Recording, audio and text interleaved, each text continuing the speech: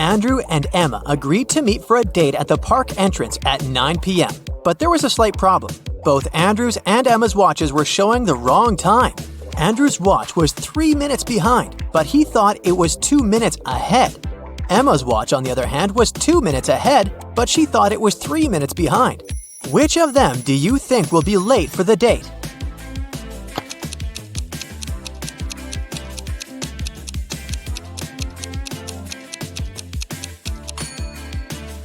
Andrew will be 5 minutes late and Emma will be 5 minutes early. Gemma was attending a technology-themed costume party. When she arrived at the venue, she saw 3 people chatting by the drinks buffet who were all dressed in robot costumes. However, she noticed that one of them was a real robot. Can you tell who?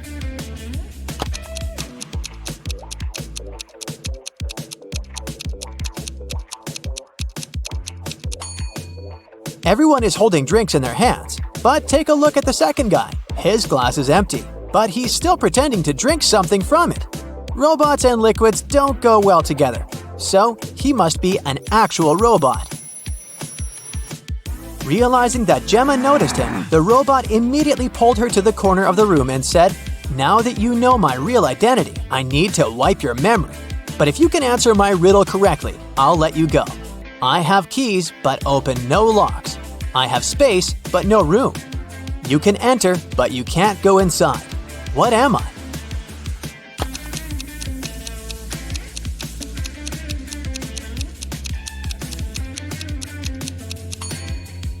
The answer is a computer. Janice, Candace, and Demeter were 3 witches who cared a lot about looking young and beautiful, but one of them was actually 100 years old. Can you tell me who?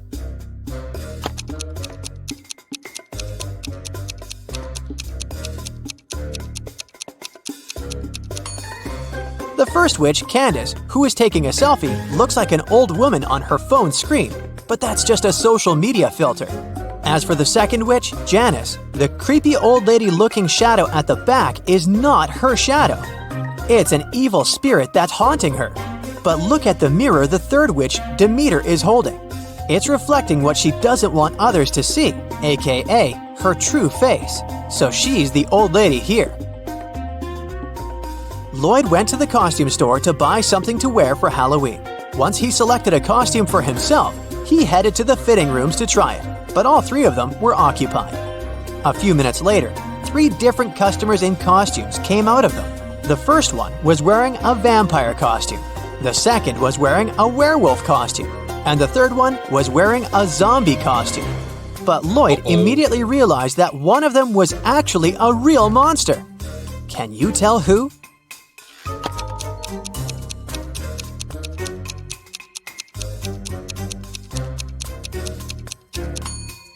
Take a look at the mirrors in front of the fitting rooms. The customer in the vampire's costume doesn't have a reflection. That can only mean he is a real vampire. Sir Ridley Stormrider was a knight searching for his one true love. He traveled to the kingdom of Eridonia after hearing rumors that there was a magical mirror there, which revealed the location of the heart's desire to those who looked into it. But there was a catch. It would only reveal it to you if you knew the answer to the riddle that was engraved on it. I'm often running, but I never get tired. What am I? Can you help Sir Ridley Stormrider find love?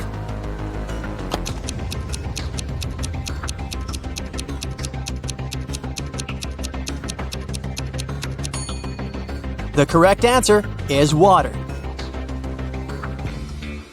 Inspector Banner was inspecting the Academy of History and Science. During his inspection, he noticed that whenever he asked the class a question, all the students raised their hands in response. Moreover, even though the school teacher chose a different student each time, the answer was always correct. How did this work?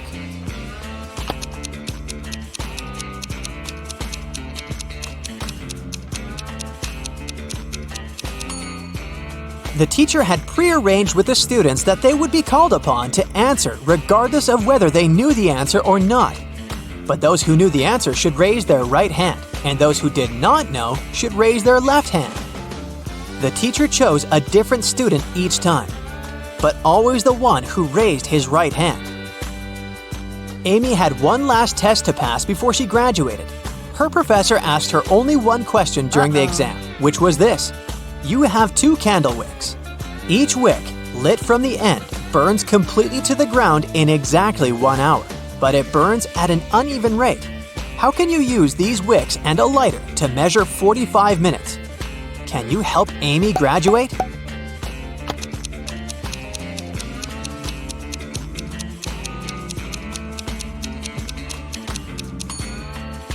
It's necessary to light the first wick simultaneously from both ends, which will give you 30 minutes.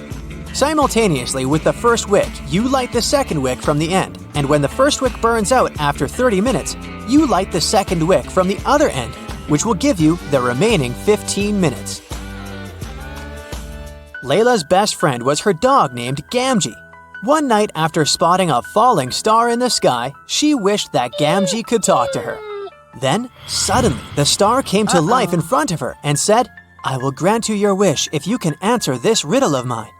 Always old, sometimes new, never sad, sometimes blue, never empty, sometimes full, never pushes, always pulls. What am I?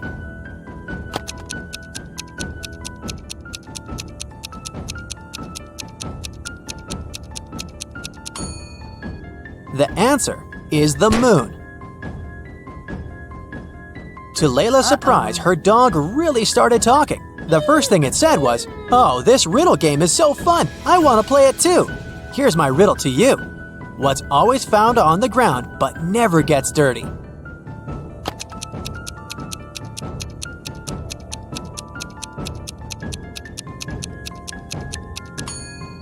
It's a shadow.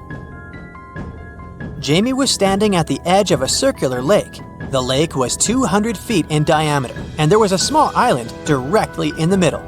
There was a large tree next to him and a large tree in the middle of the island. Jamie needed to get to the island in the middle of the lake, but he didn't know how to swim. He only had a little over 200 feet of rope. How can he use that to get there?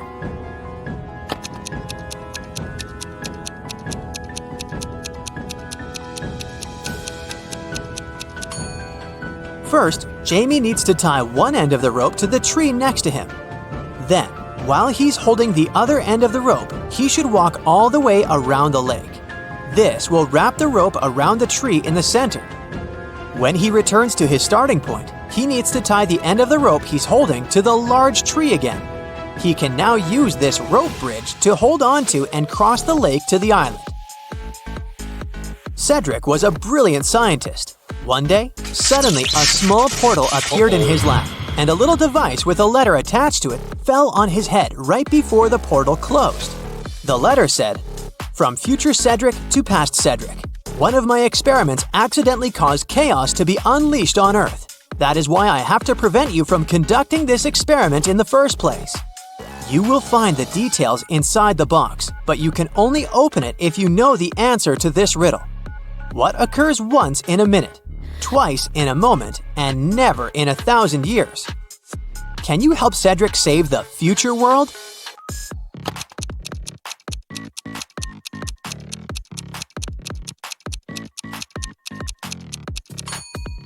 The answer is the letter M.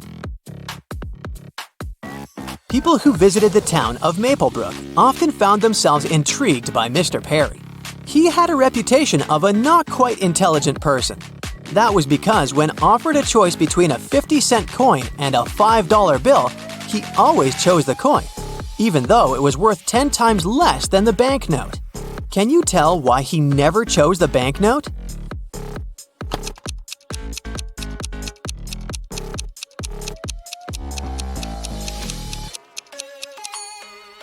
Well, he was not so foolish after all.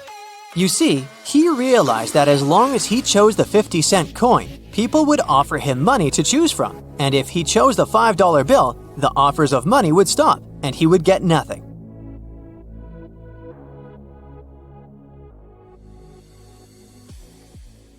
Bob went scuba diving for his birthday. He got to see the rich marine life of Florida's ocean, but when he was down there, he hit his head on a coral reef.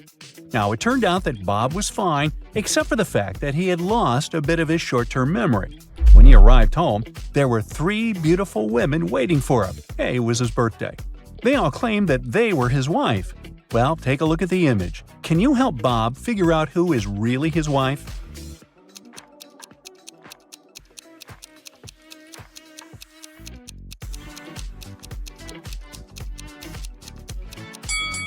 It's the second woman on the right. If you look closely, you'll see she's wearing the same gold ring that Bob's wearing. Henry is the CEO of his own company. Have a look at the picture. One of these ladies is Henry's sister. Can you figure out who?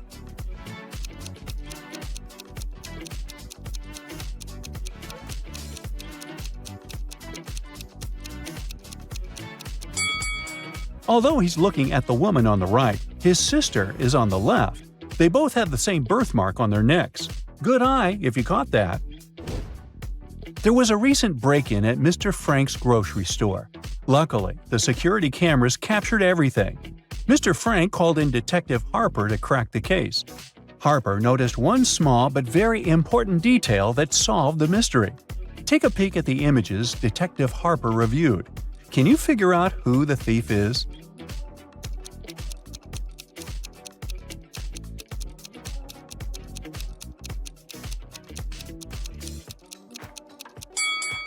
Let's see. That guy is just carrying around a baguette. The one near the fridge has normal groceries in her cart. And the last guy is holding a lettuce in his hands. But hey, take a look at the lettuce. It has such a weird shape. In fact, it has a banana inside of it. That guy was trying to sneak out with a banana and a lettuce. He's the thief, definitely. And a weird one. It's finals week at Crestwood Academy, and the tension is sky high. Check out the classroom and see if you can figure out who's cheating.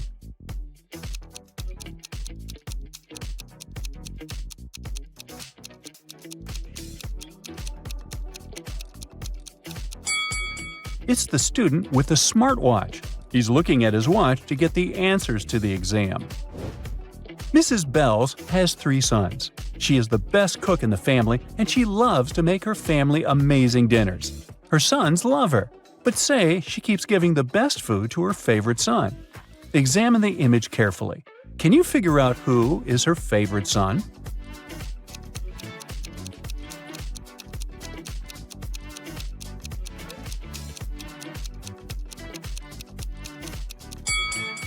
It's the one in the middle. While all the other boys have a food plate in front of them, the little guy in the middle is already eating dessert. She gave him the best first. Bibi, Jenna, Miriam, and Jackie were called to the CEO's office for a meeting. It started to rain just before the meeting, and one of the ladies got in at the last minute.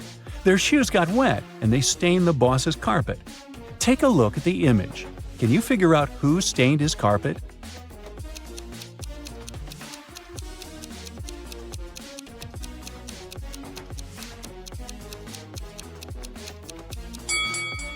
It was Miriam, the third lady in the middle. She is the one wearing high-heeled shoes, and if you look closely, that's the shape that matches the footprints. It was Paula's wedding, and everyone was beyond excited. One of the bridesmaids just caught the bouquet and was happily talking to the other ladies about it. Take a look at the image. Can you figure out which one of them caught it?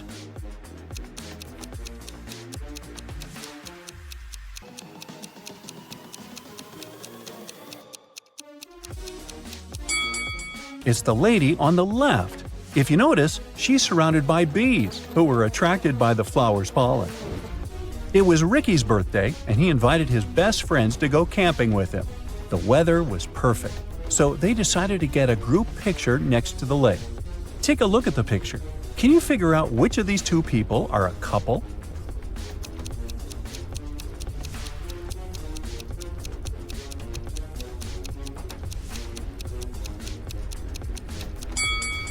If you look closely, the first girl on the left and the boy in the middle have matching tattoos. They have a cute little heart tattooed in different parts of their bodies. They're definitely a couple. Sarah is getting married, and she invited her bridesmaids for a dress fitting. One of the bridesmaids is pregnant, though. Can you figure out who?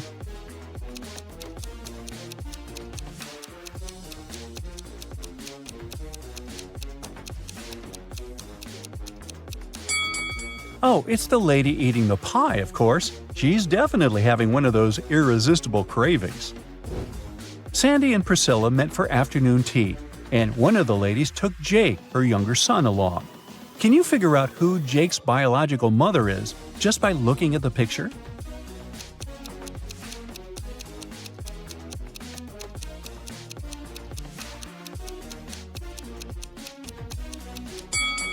It's Sandy, the woman on the left. She's got the same hair color as Jake. Jenny's living large, and Lana's just scraping by. Take a look at the snapshot of both of them in their apartments. Can you tell who's who?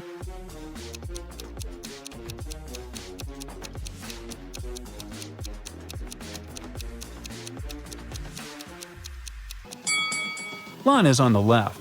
Even though her place looks pretty stylish, all the decor still has the price tags on it. She's probably planning to return everything after snapping that picture.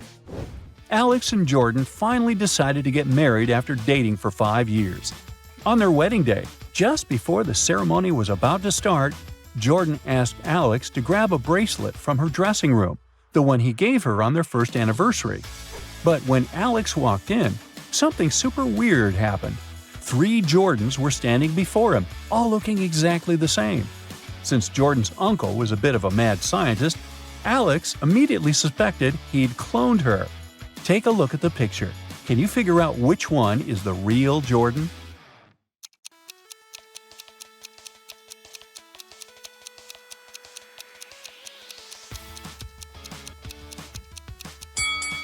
It's the third one. She's got the same bracelet that Alex always wears. Looks like Jordan's uncle forgot to clone that small detail. Alfie told Jen he'd been assigned to a top-secret mission in a remote desert. Just couldn't keep it secret, I guess. Super excited about the opportunity, they decided to try out a long-distance relationship. Jen asked him to send lots of photos, and he did. But after seeing the pics, Jen realized something was off and called it quits. How did Jen figure out Alfie was cheating?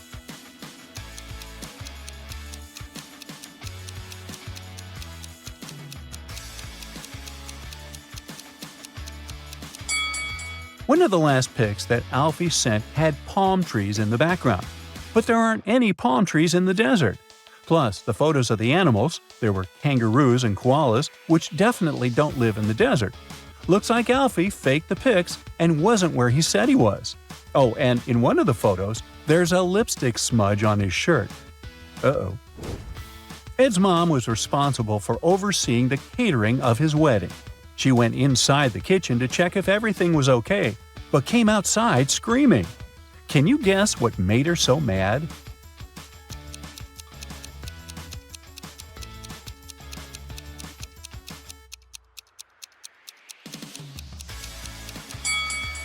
Look at the top of the cake. There are 2 statues of creepy-looking elves instead of the bride and groom. She wanted them to fix that immediately. Your cousin invites you to an amusement park called Funland's Frenzy. When you arrive, the ticket seller says there's a rule you must figure out before you can enter. They give you a few clues. At Funland's Frenzy, there are roller coasters, but no bumper cars. There is cotton candy, but no popcorn. There is pizza with cheese, but not pizza with sausage. Can you figure out the rules of Funland's Frenzy just with this info?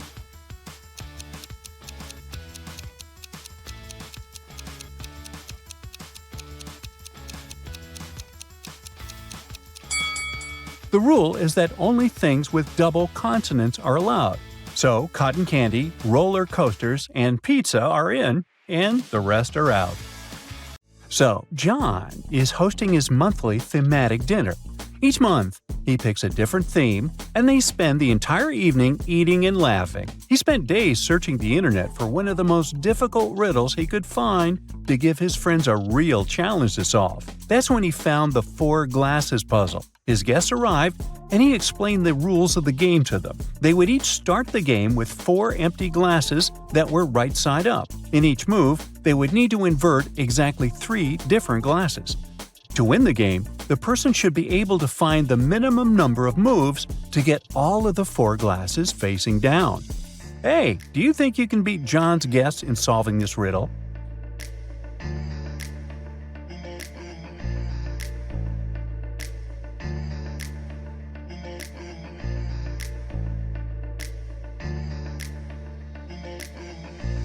In the first move, you should pick any 3 glasses you'd like and turn them upside down. Then, the second move is where you should use a little bit more of your wits and skills. You shouldn't pick the exact same 3 glasses you picked in the first round, otherwise that would take you back to the beginning. Instead, you could choose to invert the glasses 1, 2, and 4, for example. So after move 2, you end up with the following order: up, up, down, down. Then your best move may sound counterintuitive, but you should pick 2 glasses that are down and 1 glass that is up. In the fourth move, you should pick the 3 glasses that are up and invert them. This way, you'll have all 4 glasses facing down. Congrats! You've just shown John and his party guests that the minimum number of moves to win this game is 4.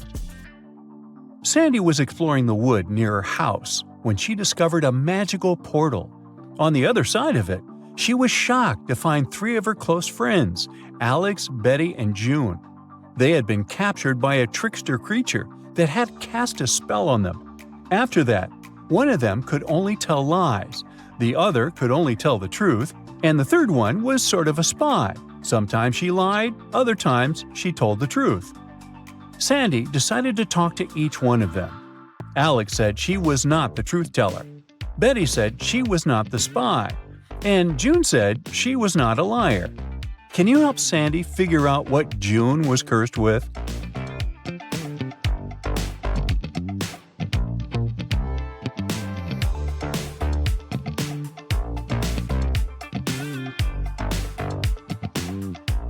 Well, let's see how we can solve the problem. In total, there are 6 possibilities to consider, and we should start with the most obvious.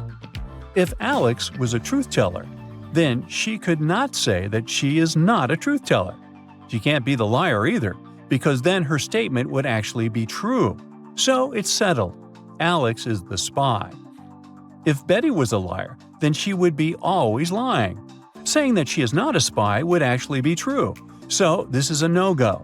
Since she can't be a spy, this means she's the truth teller. Bingo! This means that June is the liar.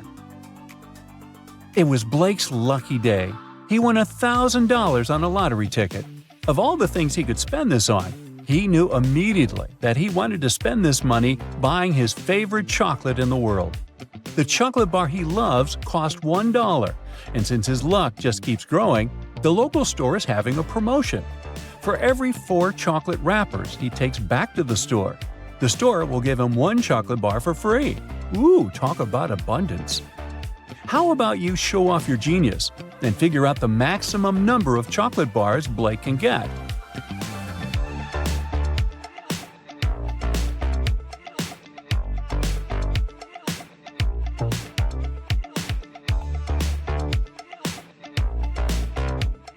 Well, let's see the best he could do. If Blake spends all of his money and buys 1,000 chocolate bars, he'll have 1,000 wrappers, correct? Then, if he exchanges every 4 wrappers for 1 additional chocolate bar, he can get 250 more chocolate bars from his 1,000 wrappers. Now, if Blake exchanged those 250 wrappers, he'd get another 62 chocolate bars. He'd use 248 wrappers, leaving him with the remaining 2 wrappers. Then his best deal would be to take those 62 wrappers, add the remaining 2 he kept from the last exchange, and he would have 64 wrappers in total. He can exchange these wrappers for another 16 chocolate bars. Then he'd take these 16 wrappers and trade them for 4 more chocolate bars. Exchanging those last 4 wrappers, he'd get his final chocolate bar. So, if Blake follows this process, he'll get a maximum of 1,333 chocolate bars in total. Now, we're not saying this is a smart idea, but your mother asks you to measure 4 cups of orange juice using 2 jugs. The thing is, you have a 20-cup jug and a 36-cup jug. How can you do it?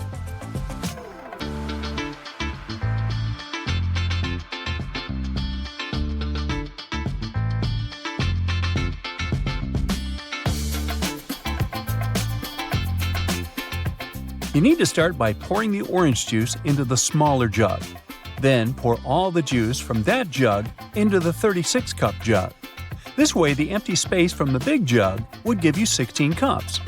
After doing that, You can fill the 20-cup jug using more fresh juice and pour that liquid into the 36-cup jug.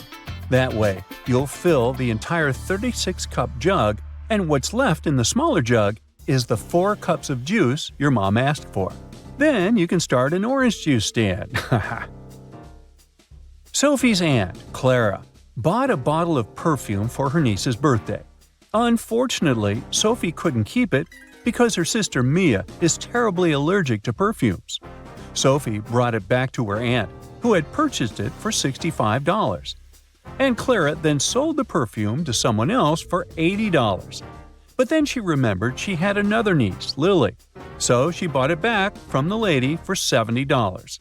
However, Lily turned out to be allergic too, so Aunt Clara had to sell the perfume again, this time for $60. Did she make any profit in this whole situation?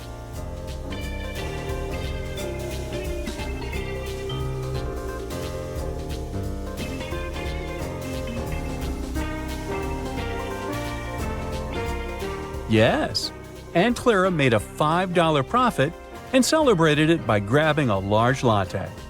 James, a mad scientist, was on a quest to solve a crazy problem from a friend. This challenge had him stopping everything just to figure it out. James had 2 stacks of cups to analyze. One stack had 5 cups piled on top of each other, reaching a total height of 13.5 inches. Right next to this stack, there was another stack with just 2 cups, totaling 7.5 inches in height.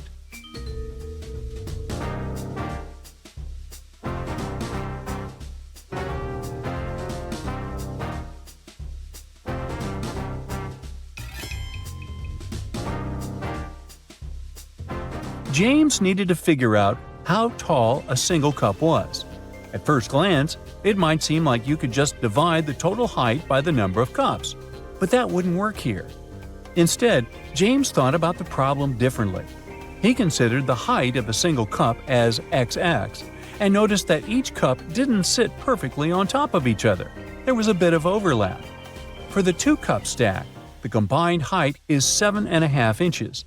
This includes the full height of the first cup, plus the part of the second cup that sticks out just above the first cup. The 5-cup stack, which is 13.5 inches tall, includes the height of the 2-cup stack, plus the additional height contributed by the overlapping parts of the 3 more cups on top. By examining the difference, James realized that the height of the overlapping parts of the cups amounted to 2 inches. With this information, he figured out that the remaining height for a single cup was 5.5 inches. Eureka! His persistence paid off, and James cracked the riddle. You might say, his cup runneth over, but that's too obvious a pun. Yeah, but I'll say it anyways. Hey! Are you ready for a quick IQ check? Then welcome on board. Lucas wants to go to the circus, but he can't because his grades are bad. He's challenged by 2 clowns to solve a riddle for free entry. This riddle goes like this. What is as big as an elephant but weighs nothing?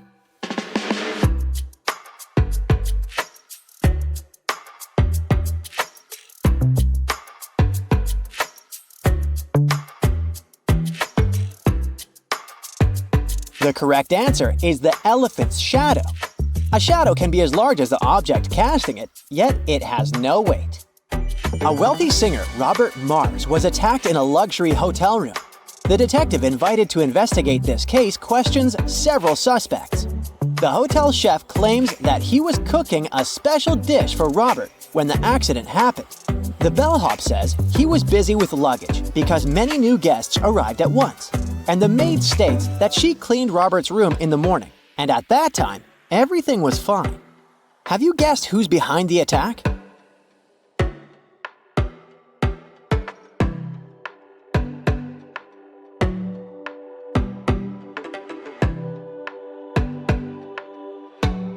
The bellhop is hiding something.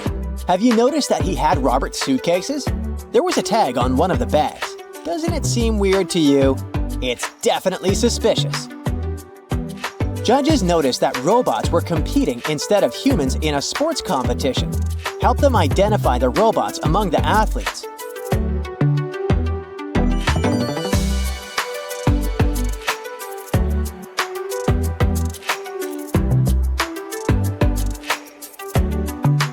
Have a look.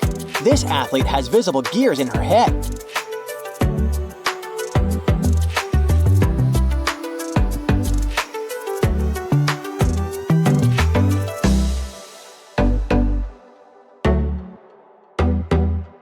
She's adjusting her leg with a screwdriver.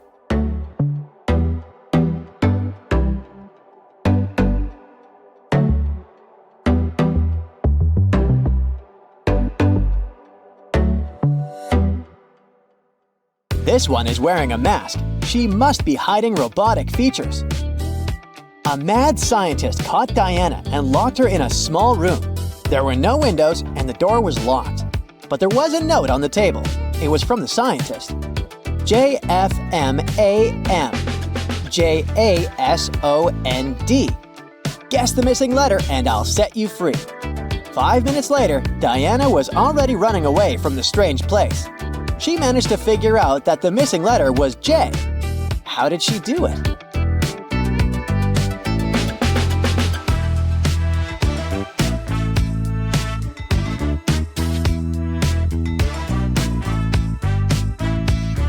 Those were the first letters of the month from January to December, and the sixth letter, J, stood for June.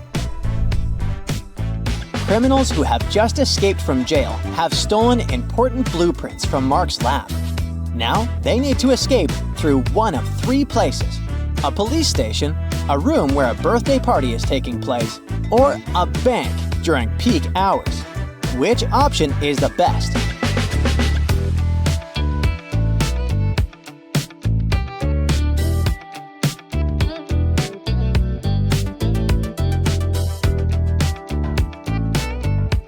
The birthday party. The thieves in their orange jumpsuits would blend in best since their bright costumes are quite common at such gatherings. They'll likely seem less suspicious there. Look at these people attentively. Can you figure out who's not from Earth?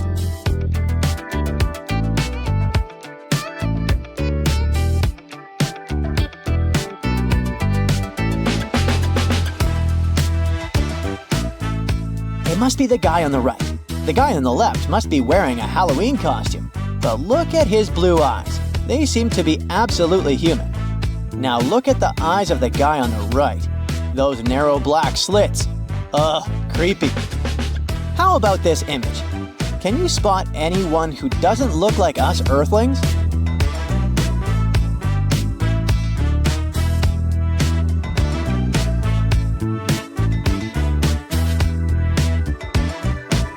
It's that lady on the left.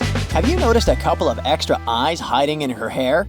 These Formula One drivers are about to take part in a race. Which of them is from another planet?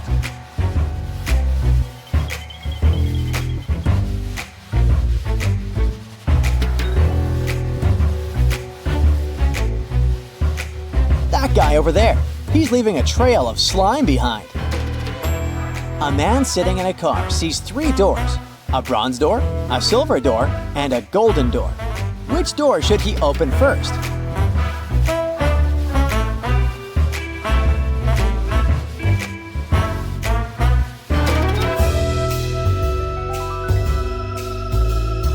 Surely, he needs to open his car door first. Look at this man and three women attentively. Can you figure out which of them is his real wife?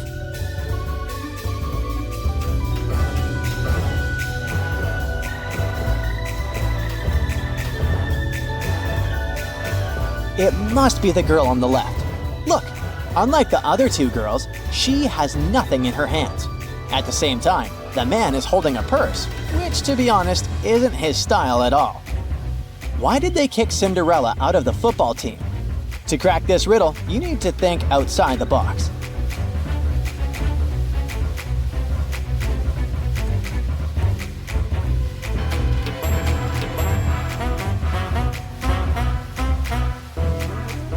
Because she ran away from the ball. Haha, gotcha.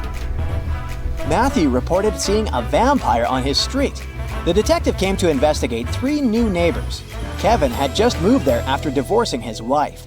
Sam bought a house in the neighborhood after earning a lot of money.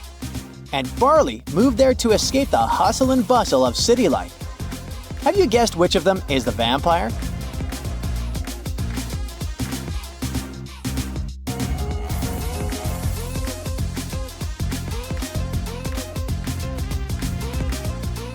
It's Kevin. You see, Sam is talking to the detective outside in the sun, and Barley has a mirror in his house. Vampires can do neither of these things. It makes Kevin suspect number 1. Raphael, an agent, must disable the alarm on an alien ship by pressing 4 correct buttons simultaneously. Can you help him figure out which buttons to press?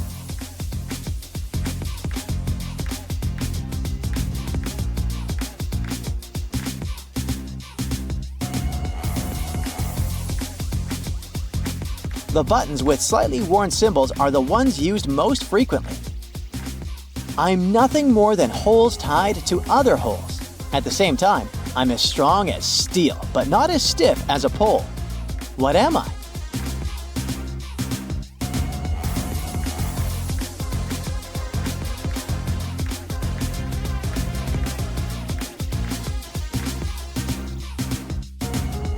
I'm a chain. I have an eye, but I can't see. I have no limbs, but I'm still faster and stronger than any man alive. Who am I?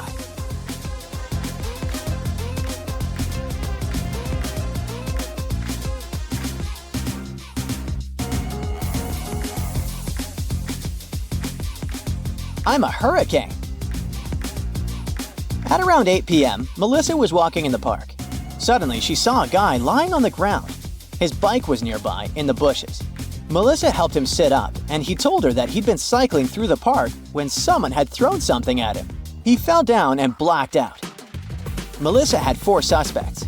Hannah said she'd been on a morning run and hadn't seen anything. Ryan said he'd taken his dog for a walk and they'd been in another part of the park. And Michael and Laura said they'd come to have a picnic and had been busy with the food. Do you know who's lying?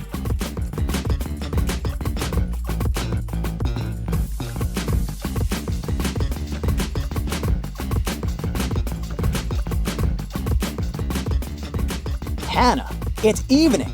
How could she have her morning run?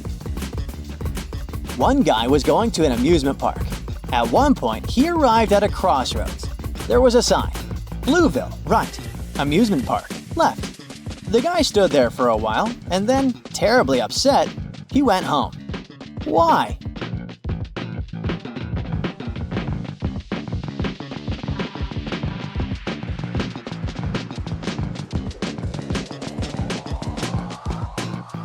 He thought the amusement park had really left. Once a powerful magician arrived at a small town. His visit caused strange occurrences. Can you find all the oddities in these scenes?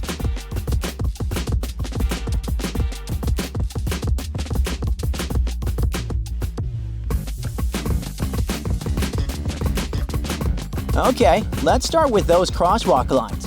They're painted incorrectly. Then, a disembodied hand over there is writing by itself. Ugh, creepy. Oh look, a zombie is crawling out of the maintenance hole. Chef George lost his favorite knife just before the cafe was to open. George suspected his neighbors. Damien, the owner of a dry cleaner, and Alan, a toy store owner. Can you figure out who the thief is?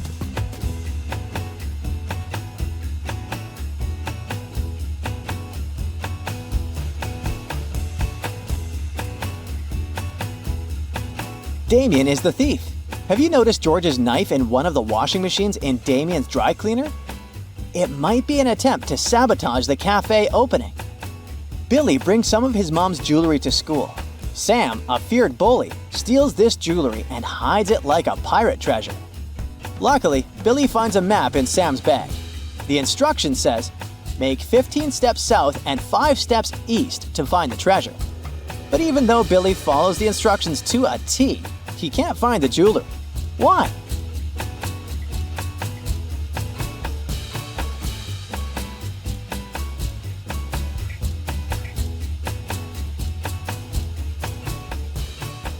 It's simple. Billy misjudged his step size. His steps are smaller than Sam's due to their height difference, so Billy dug in the wrong spot. But if he adjusts the step size, he will definitely find the treasure. Police officer Cheryl Adams was walking along the river, taking some pictures she needed for her case, when a man crashed into her.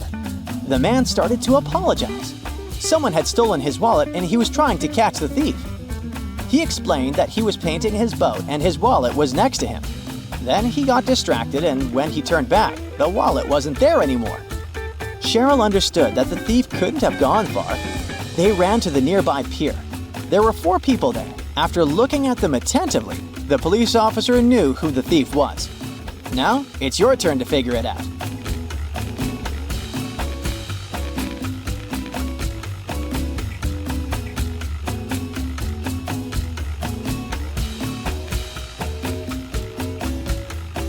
It's the man who's talking on the phone.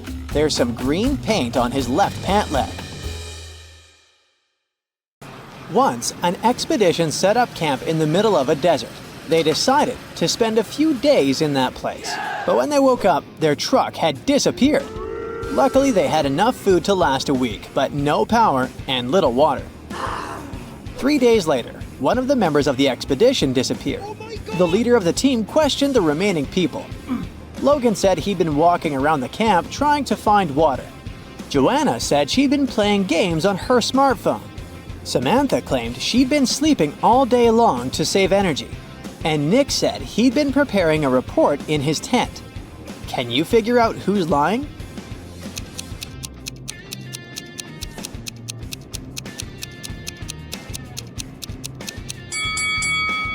Joanna isn't telling the truth. Within 3 days, her phone would have already run out of battery. And the expedition doesn't have any power, remember? Oh. James was walking near the river in the evening when a group of people dressed in black and wearing masks grabbed him. The leader told James that he had 3 options. They could throw him into the sea with hungry piranhas. He could choose to get dumped into the ocean swarming with sharks, or he could opt for a river with hippos. What option should James pick to survive?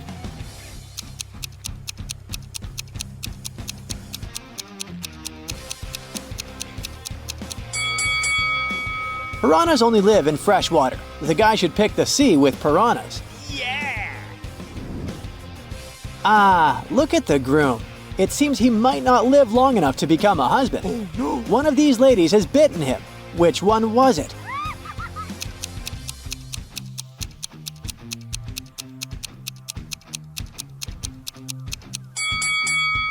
It was Lady C.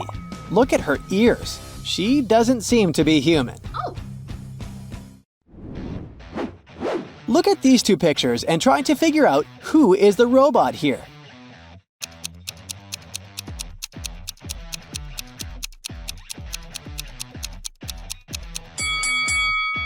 Despite their unusual tattoos, the girls are humans. The robot is actually the cat in the picture on the right. Have you noticed that it's charging through a USB port on its side? Oh. Students knew they would have an exam on Monday, but their professor refused to tell them the exact time. Every time they asked, they got a weird reply.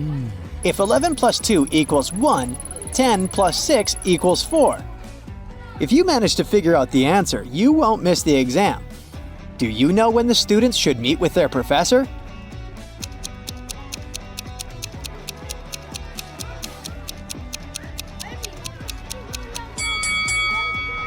At 4 p.m. 11 o'clock plus 2 hours is 1 p.m. Then 10 o'clock and 6 hours is 4 p.m. Whoa. Look at these seemingly wealthy women. In reality, one of them is just pretending to be rich. Which one is it?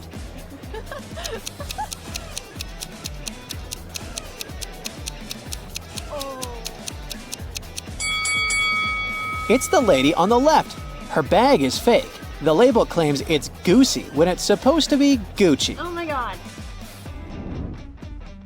Mark is locked in a room. There are 4 doors there.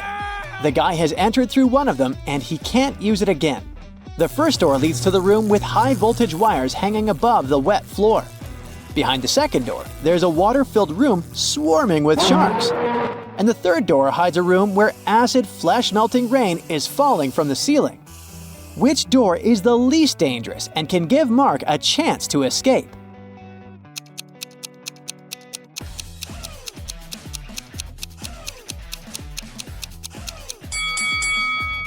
Mark should opt for the first door. It'll be safe if Mark doesn't let his body come into contact with the wires and the wet floor at the same time. Now, try to crack this tricky riddle.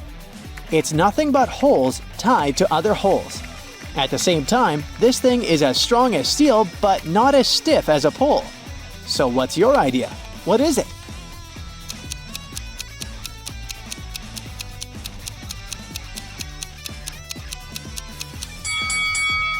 It's a chain. Two people were born at the exact same time but have different birth dates. How is it even possible?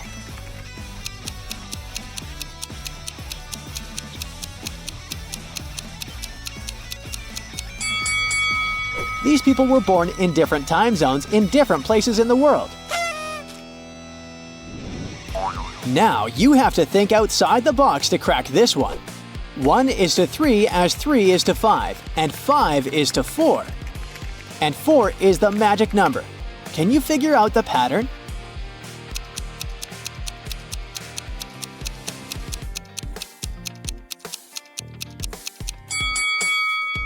The word 1 has 3 letters, the word 3 has 5, and the word 5 consists of 4 letters. But the word 4 has 4 letters in it. And whatever number you try, eventually you'll come back to 4. And the game will end there. Mira inherited an old house from her granddad. When she was exploring the cellar, she came across a massive wooden door. She opened it and saw a small room with 3 bags and a note. One of the bags has $1 million and the others are empty. You can only open one bag, so think carefully. Mira also noticed there was a message on each bag. The first bag claimed, "The cash is not here." The message on the second bag was, "The cash is not here." And the third bag said, "The cash is in the second bag." If only one message is true, which bag has the money?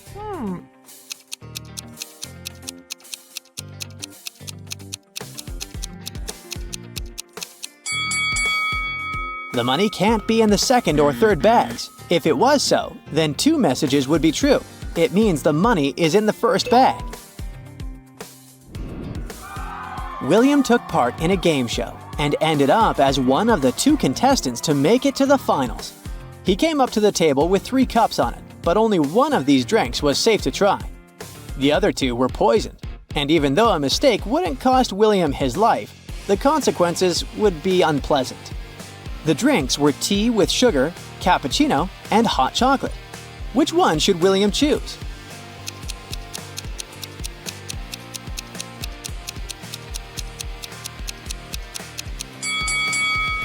If it was indeed sugar in the tea, it would have already melted completely. But it didn't happen. Cappuccino looks suspiciously green. It's probably unsafe to drink. William opted for the hot chocolate and won the challenge. Look at these people walking along the sea attentively. One of them isn't human. Who is it?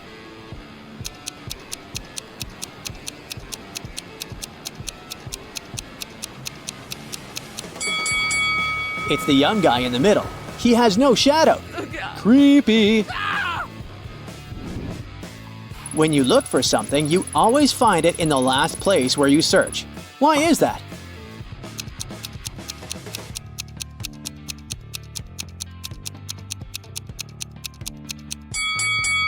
It's always the last place where you look, because after this, you stop your search. One of these ladies is a sporty man's wife. How long will it take you to guess which one it is?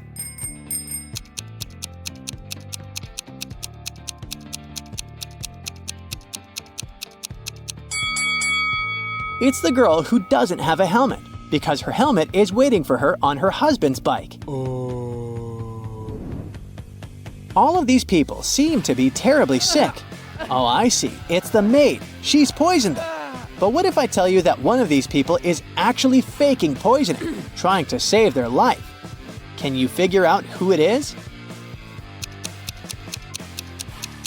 Oh my God! It's the woman on the left wearing a red dress. She hasn't even touched her drink. Look at these ladies very attentively. One of them has stolen a watermelon. Can you understand which one it is?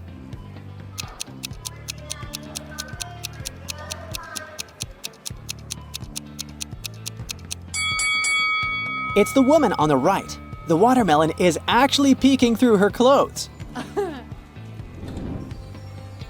You're walking through a forest when you see a big lake. In the middle of the lake, you notice 3 cages floating on the surface. Inside, there are 3 people. Adam's cage is blocked by a huge chunk of ice. Luke's cage is locked with a massive padlock. And on top of Helen's cage, there's a container with boiling water. You can help only one of them. Who should you pick?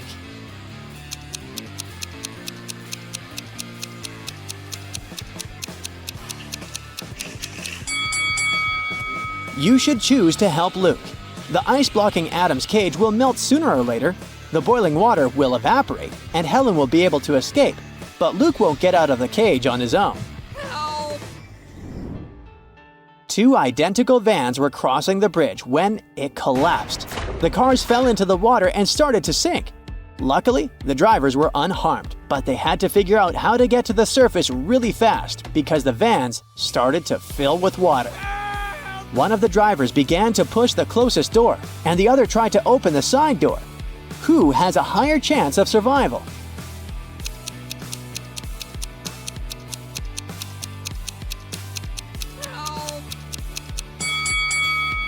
The first driver won't be able to open the door because of the water pressure, but the side door in the second car is a sliding door. With some effort, the second driver will be able to open it and escape. Harry wakes up inside a simulated reality. An AI voice tells him that he needs to complete a series of tasks in order to get back to his normal life. 3 doors are projected in front of him. The first has a huge hammer that smashes anything that passes by it. The second door leads to a corridor filled with electric pipes. And behind the third door, there's broken glass all over the place. He has 2 seconds to choose one of the doors. Which one should he pick?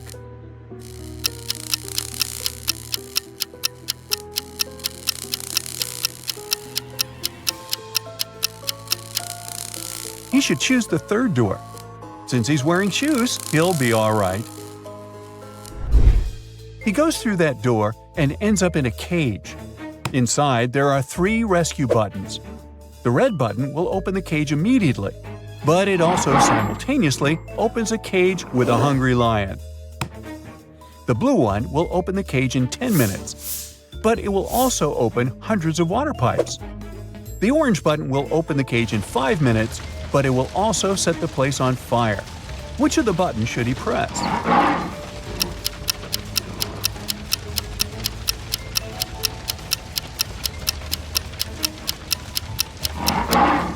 He should press the blue one. I mean, since it's a cage, it won't fill up with water. As soon as his cage opens, he is free to swim away. Then he finds himself at a crossroads. There are 3 different paths, and he needs to figure out which one to take. The first path is filled with smoking coal. The second path has frozen ice all over it. And the third path has pretty sharp nails. Which one should he choose?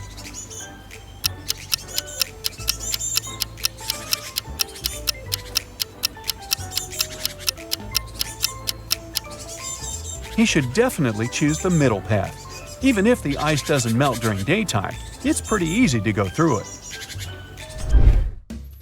It looks like Harry is doing pretty well, so the AI controlling the game decides to make the task a bit more difficult. It projects a scene where Harry is now in a hotel lobby. He has to figure out which of the lobby guys won't help him with his luggage.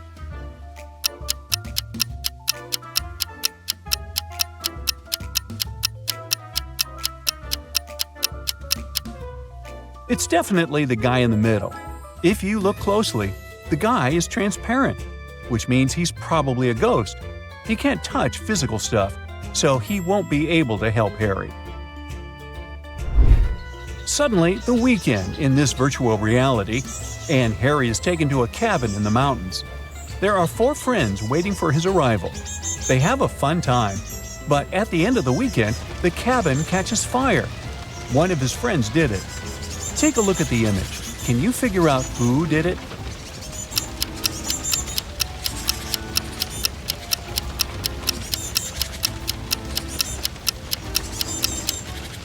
It's the third guy to the right. He has a tiny gasoline bottle hanging from his belt. Harry suddenly appears in what looks like a wedding ceremony and discovers he's the one getting married. Two women appear in front of him. They are dressed the same, but they both have their faces covered with veils. He needs to figure out who his true bride is. Can you help him out here?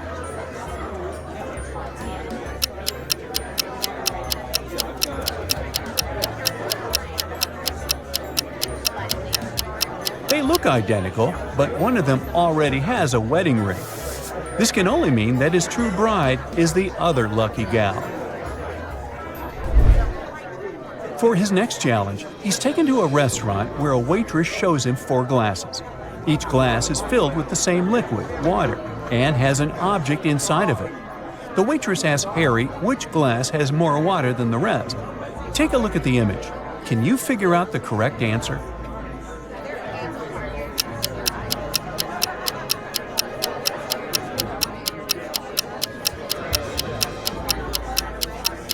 This shouldn't be too hard.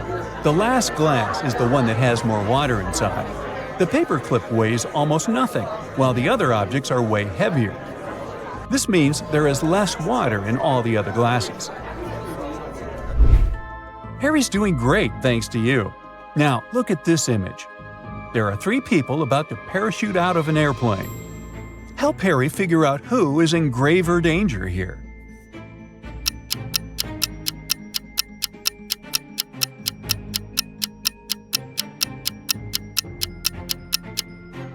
It's the first 2 people. You see, there's a heavy bottle in the last guy's backpack. If it falls down, it can break the other's parachutes. Uh-oh. Harry's stomach starts to growl after so much hard work, so he asks for some food. The AI controlling the game decides to create 2 chefs to bake him 2 different cakes. But here's the catch. Only one is safe to eat. Take a look at both of these delicious-looking cakes. Which one is safe?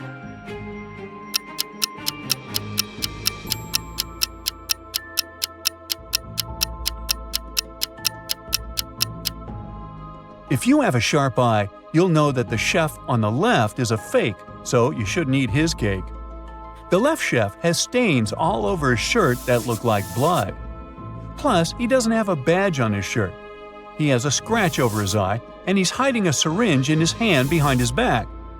There are just too many red flags here. Harry should go for the cake on the right.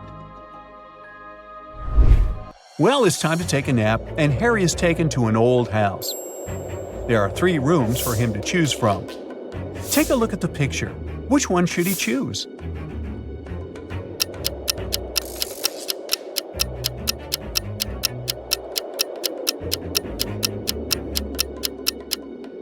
Well, so you see the hidden scenarios behind the curtains in the first room? That's a big no-no. As for the third room, notice how the AC is set to cold even though it's snowing outside. No to that, so he should definitely pick the second room. To sweeten things up a bit, Harry was enrolled into a baking competition. He was introduced to 3 judges, and they each told Harry what their favorite cake was. The first judge expressed his love for chocolate pies. Judge number 2 said he loved berry pies more than anything in the world. And Judge 3 said he was fond of pecan pies, also pronounced pecan. Harry immediately knew one of them was lying. Can you tell who?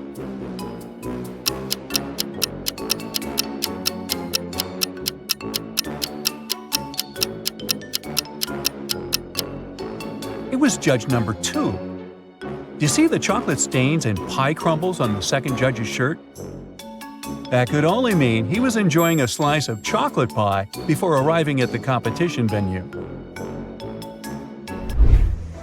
Harry needs to enter a new realm of the game, and for that, he needs to go through what looks like an airport. He didn't have any luggage with him, but he still needed to go through a security check. He went through the scanner, but he beeped every time he passed through it. Take a look at the image. Can you figure out what was making him beep so much?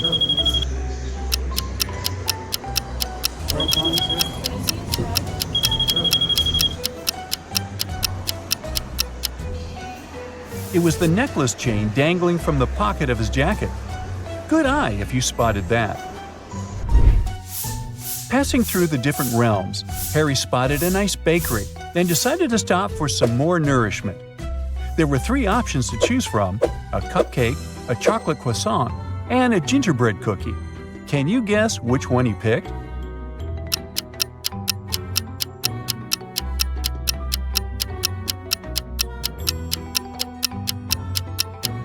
You don't need to be a genius to see that Harry is using gingerbread cookie socks. He loves them so much, which is why that's his usual pick.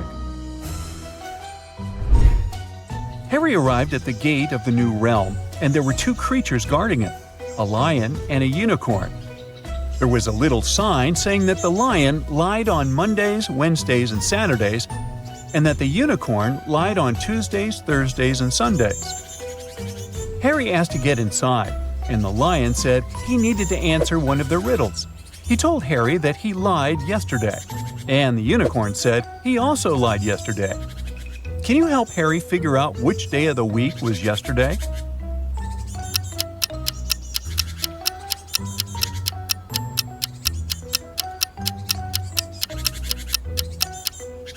Well, let's see how this works. From what the magical creatures said, they were both lying on the same day. So the only possible answer to this riddle is Saturday. If we consider yesterday was Saturday, that means the lion was telling the truth and the unicorn was lying. Finally, Harry completed all of his tasks and was allowed to go back home. Which of the 3 doors should Harry choose to get back home?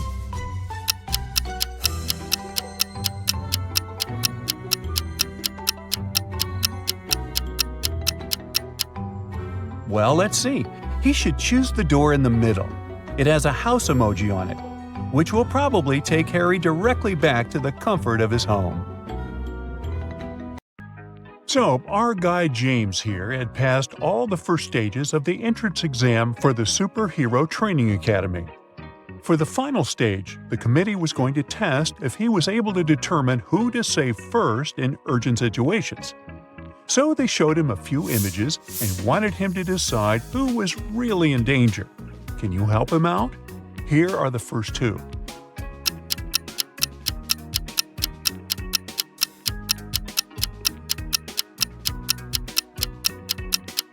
In the second image, the train is not moving and the lights are not on. That means the man can cross without any danger. As for the woman taking a bath and trying to dry her hair, well, it's not wise to use electrical stuff in the bathtub, so James should save her first. Now take a look at this footage of 2 people falling from a cliff. Can you help James detect who is in real danger here?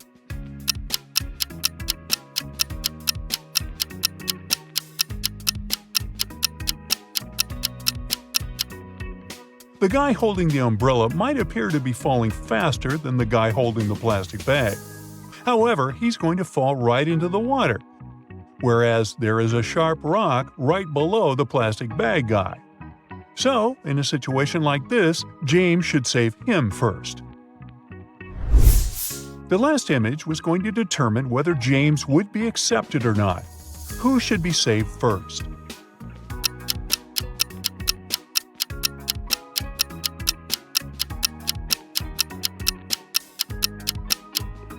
The lady absorbed in her phone in the second image is safe, because even though the traffic looks busy, the lights show a clear walk signal and cars are stopped. But the man in the first image has left a metal spoon in the microwave that he's about to turn on. That's a big no-no. James finally got accepted into Superhero Training Academy. But there, he was not going to use his real name. He needed to pick a superhero name for himself. Can you guess what his name is? These emojis might help.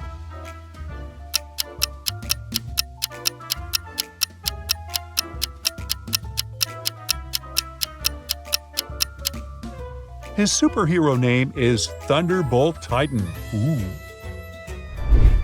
It was time to graduate.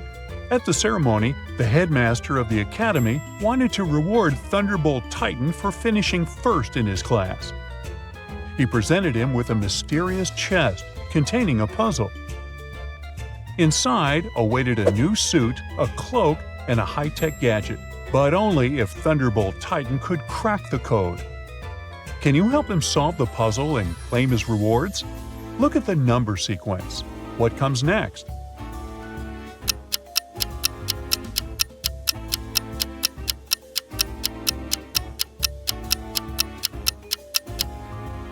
The correct answer is 7238. You just have to move the last number to the front. One day when Thunderbolt Titan was at home, somebody slid a note under his door. But it was encrypted with a strange number sequence. And below the numbers, there was a hint. Think about your device. Can you help decode the mysterious message?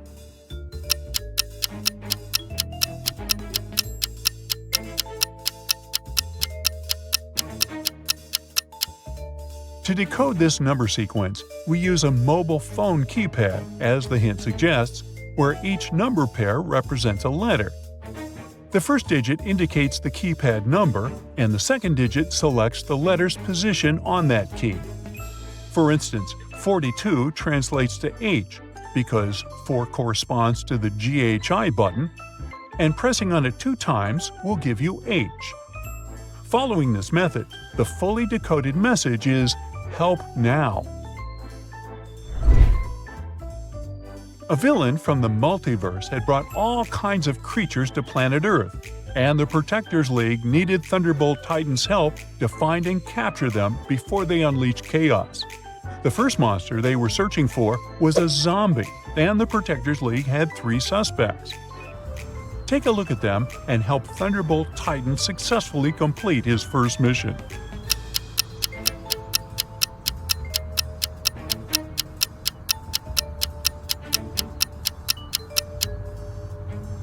The first person looks all dirty, but she was probably working in the garden.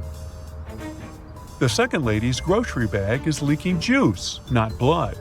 So the third person must be the zombie, because the living don't wear hospital tags on their ankles. The second creature the Protectors League was searching for was an extraterrestrial being. Take a look at their 2 suspects. Who is the one hiding from the League?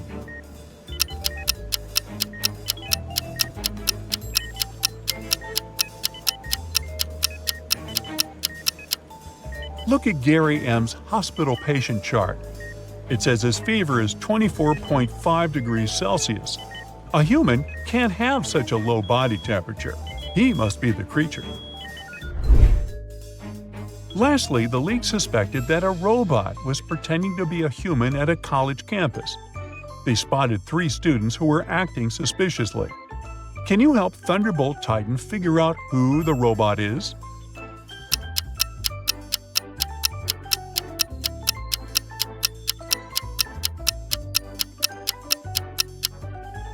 You might think it's obvious that the third student is a robot, but he only has a super realistic-looking robot tattoo on his arm. The first student has a blinking red light inside his shirt's pocket, but that's just a camera. On the other hand, the second student has a USB port on one of her fingers. She must be the robot. To the Protectors League's surprise, there was a 4th monster who had escaped their attention. And at the headquarters, they got an emergency alarm that it was creating mayhem at the amusement park. Thunderbolt Titan immediately rushed there. Upon arrival, he found that the creature's actions had led to a malfunction on the roller coaster ride, causing 3 passengers to be stranded dangerously. Which one should Thunderbolt Titan save first?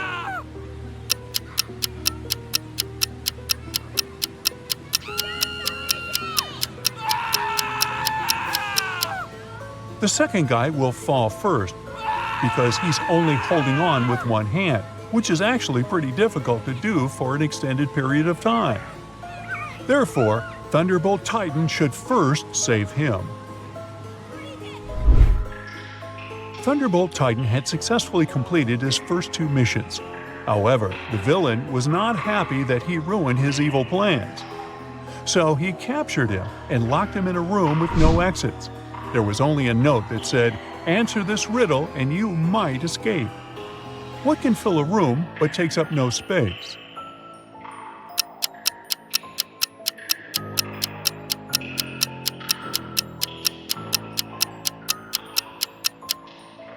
The answer is light. Even though Thunderbolt Titan answered the riddle correctly, nothing happened. The villain had tricked him. He had to do something, so he used his superpowers to open 3 portals for himself. However, he didn't have great control over his magical portal power yet. So, all the portals led to tricky places. The first one opened to a jungle full of all kinds of wild animals. The second one opened into the middle of a desert planet, and the third one opened to the edge of a steep, rocky hill. Which one should he choose?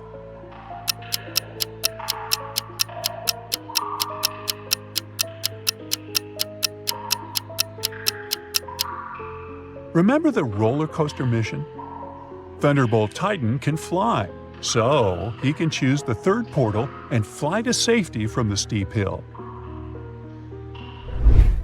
One night, Thunderbolt Titan was patrolling the city when he received a distress call. A woman had been attacked by a purse snatcher, and during the struggle, she fell and hit her head. She was now in the hospital room without her bag and her memory. The police officer informed Thunderbolt Titan that there were 3 men outside her door, all claiming to be her husband. Can you help Thunderbolt Titan figure out who is telling the truth?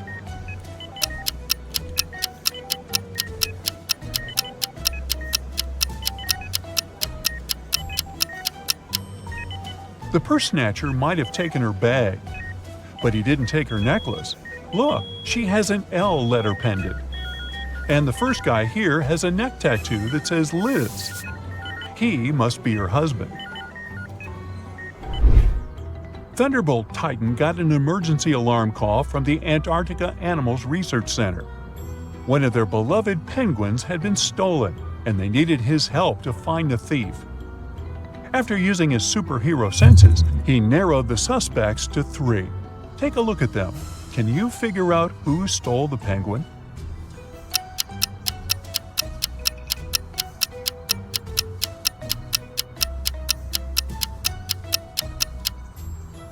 The second lady looks like she's hiding something under her skirt, but she's just pregnant. The third guy's backpack looks bulky, but see the flight tag attached to it? That's just his carry-on. But the first guy is hiding raw fish inside his tote bag. That must be to feed the penguin, so he's the thief. During a championship race, one of the cars was suspected of being sabotaged.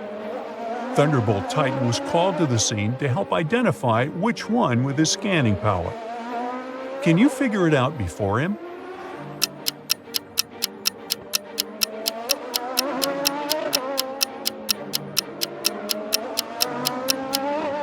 Take a look at the rear wheel of car 2. It's slightly wobbling, even though the car is stationary. Uh-oh. I've got a bunch of new riddles for you, oh great detective. Concentrate and crack them all like nuts. Look at this picture very attentively. One of these people attacked the artist, but can you figure out who it was?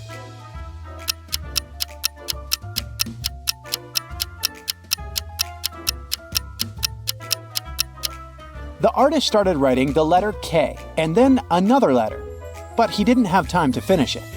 It seems to be an I, so the culprit could be Kitty. But at the same time, it also looks as if the artist simply didn't have time to finish the letter L, which is another letter that can be confused with I. So, if the injured man tried to write the lower part of the letter L but didn't have enough time to finish it, it could easily be Claude, who attacked him. What do you think?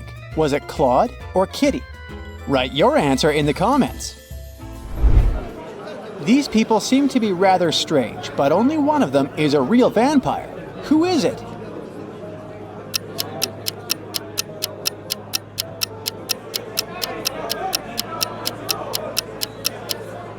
All of them are drinking something red, but it might be just some pomegranate juice.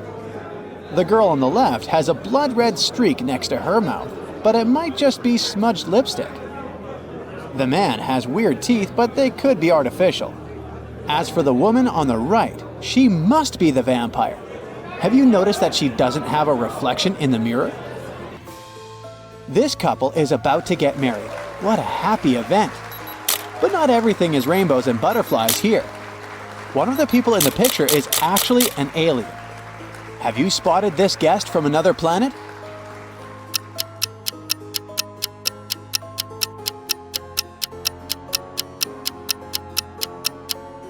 It's the bride herself. Look, she's got 3 arms.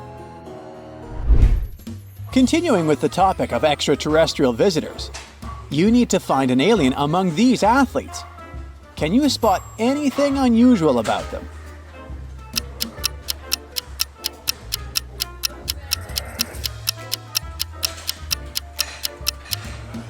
The guy on the left must be an alien. He's got 2 left hands. Yikes. Creepy.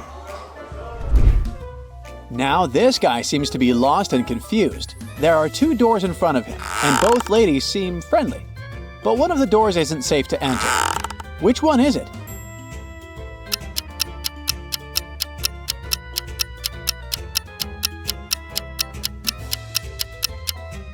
It's the door on the left.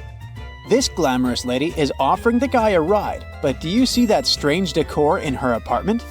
Especially the skull? At the same time, the second woman looks quite disheveled. But despite her messy appearance, offering food might just be a kind gesture. In any case, a ride with a stranger holds more risk than a simple hamburger. Look at these bathrooms very attentively. Your task is to figure out which of them belongs to a zombie.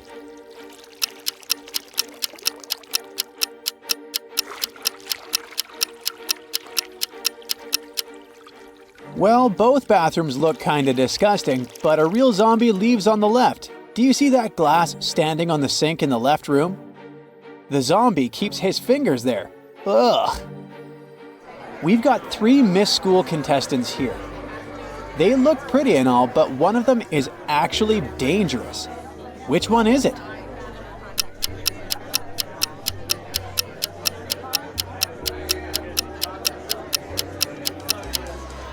It's the girl in the pink dress. There's blood on her crown. Another day, another monster. Look at these people attentively and try to figure out which of them is a werewolf.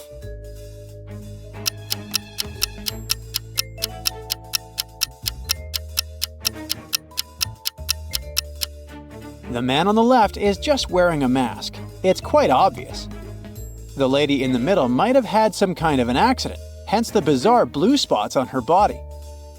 But the man on the right is literally covered with fur, which he is trying to hide with his clothes, but his true nature can still be spotted.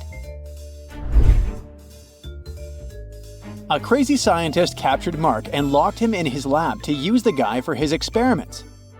Luckily, the guy managed to get out of the lab, taking along 3 pills. Each of them worked for 10 seconds. The green pill could provide him with regeneration abilities. The red pill could allow him to become invisible. And the blue pill provided him with the ability to fly. To get out of there, Mark had to pass through 3 rooms. One was guarded by a vampire, the second one was protected by a werewolf, and the third one hosted a maniac with a chainsaw.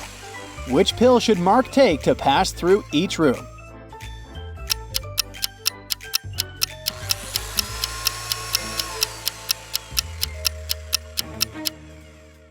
Mark needs to take the invisibility pill to get past the vampire, the pill enabling him to fly to get past the werewolf, and the regeneration pill to escape the chainsaw. Simon was stuck at a gas station 50 miles away from the city. His car was broken and could be repaired only by the end of the day. Luckily, there were 3 drivers who were ready to offer him a ride to the city. Look at these people and try to understand which car is safe.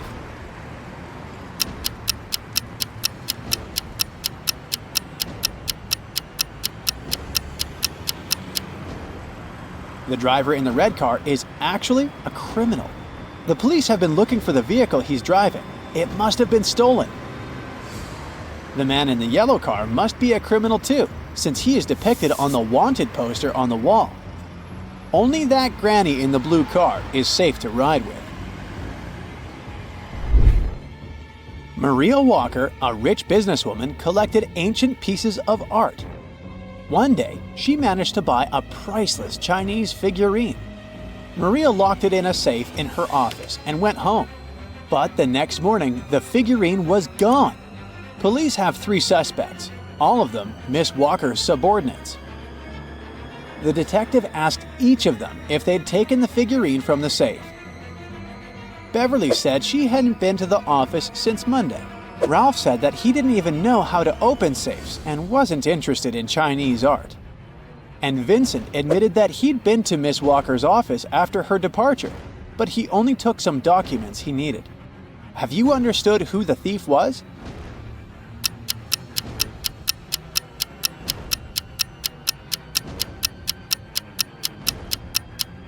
It was Ralph. Otherwise, how would he know the figurine was Chinese? Mary was a college teacher. It was the beginning of a new school year and 3 new students joined the class. When Mary saw them, she immediately realized something was off about one of them. What did she notice?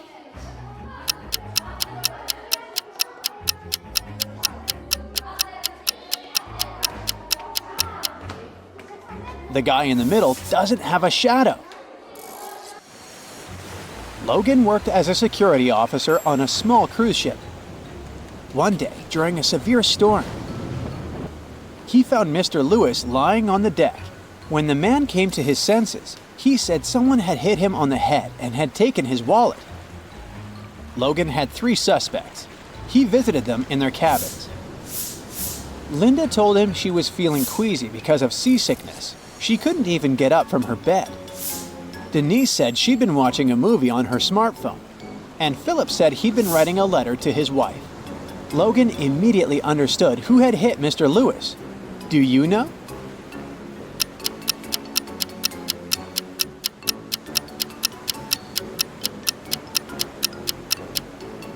It was Philip.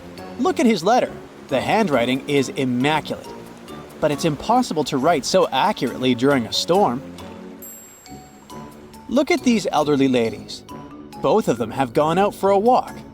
At first glance, they seem totally normal. But one of them is actually planning something bad. Can you figure out which granny it is?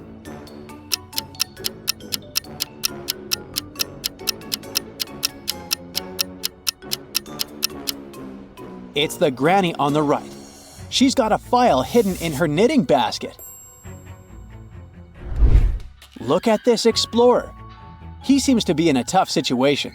There are 4 tunnels in front of him. The first one seems to be freezing cold, with some perilous-looking icicles hanging over the entrance. The second tunnel looks outright creepy. A giant shark is in the 3rd tunnel, and the 4th pass is covered with molten lava. Where should our explorer go?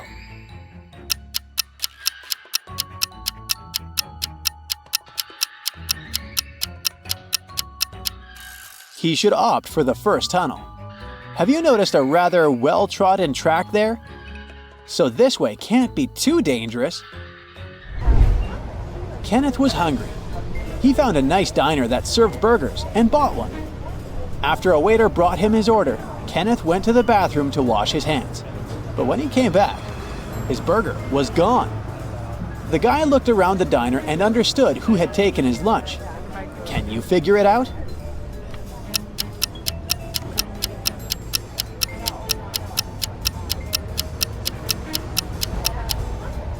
It's this young woman. A dog is sitting at her feet and sniffing the air. If she was just drinking coffee, which is what she's pretending to do, the dog wouldn't be so interested in her. Take a look at these 3 teachers in the school canteen. One of them is a vampire. Can you guess who it is?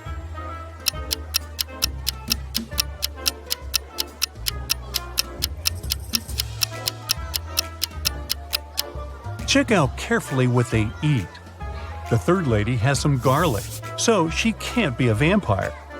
The second lady has taken a bite of food from her tray, so it's most likely hers. But the first guy's food is still untouched, so he must be just bringing it to someone else. Vampires don't really need food.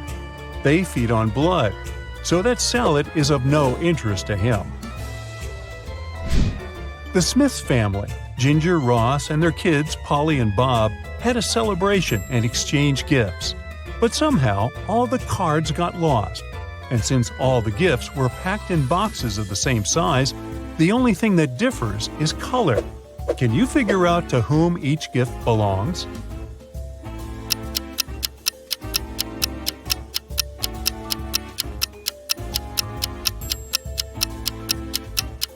Ginger, the mother, must get the gifts in green wrapping paper because her name starts with a G. Ross, the father, gets the gifts wrapped in red paper. Polly, the daughter, gets all the pink ones. And Bob, the son, has all the blue gifts, following the same logic. On a winter day, Mike went skiing. Suddenly, he found a secret laboratory hidden in the mountains. It was well guarded, but curious Mike managed to find an open door. Once he got inside, the door got instantly shut and wouldn't open again. There in the lab, Mike saw 3 large barrels, each with different stuff inside. The first barrel was literally on fire.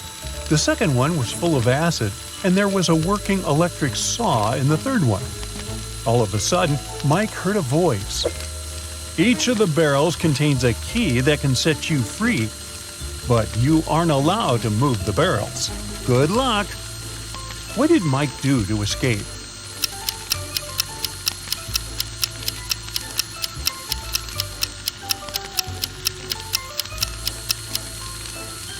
Hey, it seems like this lab wasn't well heated.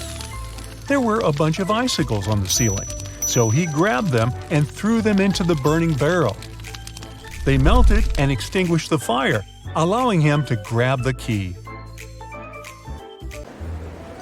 Lame Horse is the most popular club in town, and lots of people hope to get inside. However, security guards are pretty strict, and all visitors must comply with a set of requirements issued by the club management. Visitors must be over 25. They must wear a total black look, and their name cannot start with an A. Now, look at these 3 people waiting at the entrance, who cannot be let in.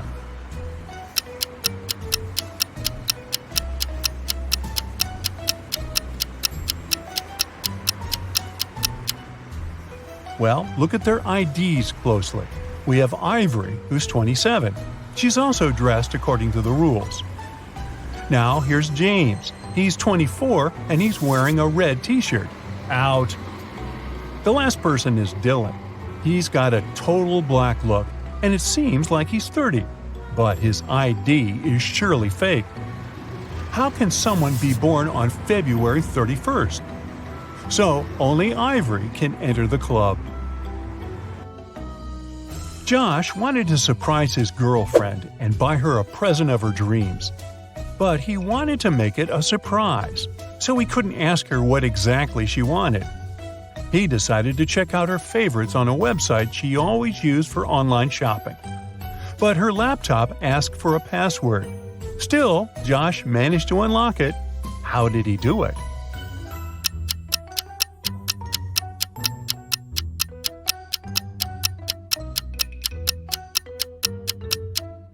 Look at the sticker on the desk. It looks like a bunch of misspelled words. But each typo actually helps figure out the password. O in laundry, extra I in table, extra I in mice, V in the word answer, and extra E in the word cat. Altogether, it's Olive. Chastity, Chris, and Jacob are at the counter near an airport gate. All of them claim they must be on the flight to Houston. But the airline employee says there's only one seat left. The computer has frozen, and he can't check the list of passengers to verify their claims. So he can only check their boarding passes and try to understand which one is real. Can you help him?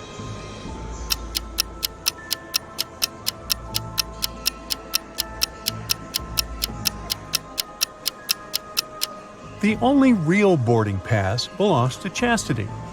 Look, the one that Chris has mentions his date of birth, which is never printed on boarding passes. The one that Jacob has doesn't have the flight number, which is almost impossible. Well, welcome aboard, Chastity. Liam was traveling on a train where he met Brian. Now, Brian invited him to have coffee in the dining car, and Liam agreed. For some reason, Liam left the train in terror at the next station without taking his belongings, even though it wasn't his destination. Why?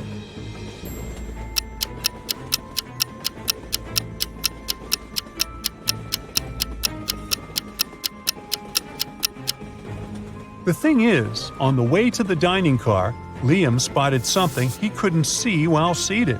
There was a huge tail visible underneath Brian's coat.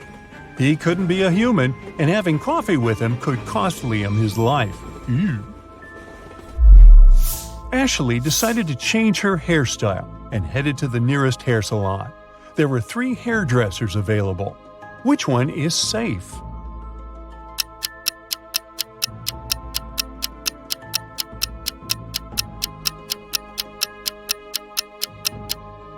Look, the first hairdresser has just finished working with the previous client, and the client is literally crying. The hairstyle is horrendous.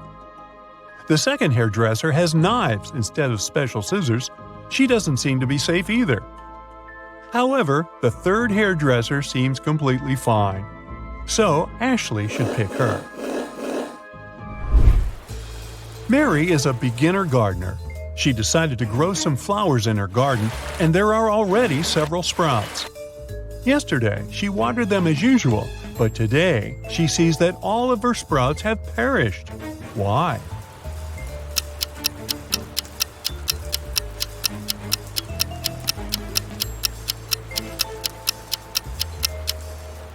Mary should have checked the weather forecast. Yesterday, the sky was covered with gray clouds. It was going to rain. So the flowers got a double portion of water, which is bad too. Mary should have covered her plants instead. It was Jenny's first month at her new school. At the end of the month, she found a note from Barry in her locker.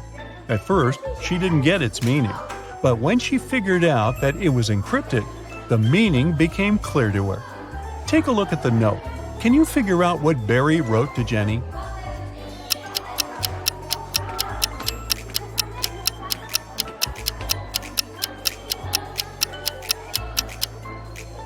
To decipher the note, you need to understand that the numbers correspond to the placement of the letters in the note. The first letter is I, the second is L, and the 8th is K. Now keep doing this until you decipher the whole thing. The note says, I like you. It looks like Jenny has an admirer. Martha is standing on one side of a river and her cat is on the other. Martha is calling her cat, but you know, those guys aren't into water and swimming in general. However, the cat immediately starts crossing the river without getting wet. There are no boats or bridges. How is it possible?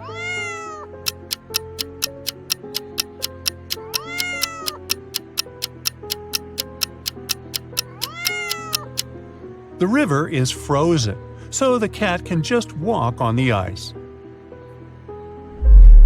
In 1890, Bart was 15 years old. Strangely, in 1895, he was 10 years old. How is that possible?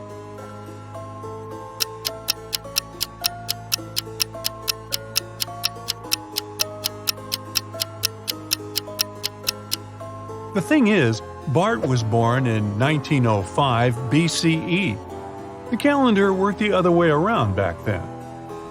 Linda and Porter were walking in the woods when they saw an old hut. They walked inside, but the door through which they entered suddenly vanished into thin air. Instead, 3 new doors appeared in front of them. Behind the first one, there were venomous rats. Behind the second door, arrows with poison on their tips were flying across the room at head height. And the third door hid a 30-foot deep pit. Which door leads to freedom?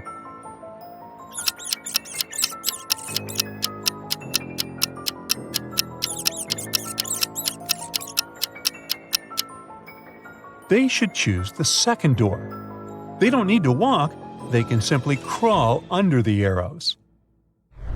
Pamela met a stranger yesterday, and she immediately knew who he was. She hadn't seen this person before, and no one had ever described him to Pamela. This person wasn't a celebrity, and he wasn't doing anything unusual. How come she knew who he was?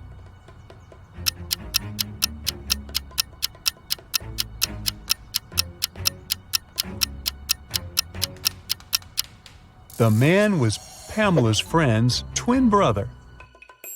Anna went grocery shopping and bought a lot of products that needed to be stored in the fridge, like meat and cheese. When she returned home, she realized that her fridge was already full, and she had nowhere to store all those products. What should she do?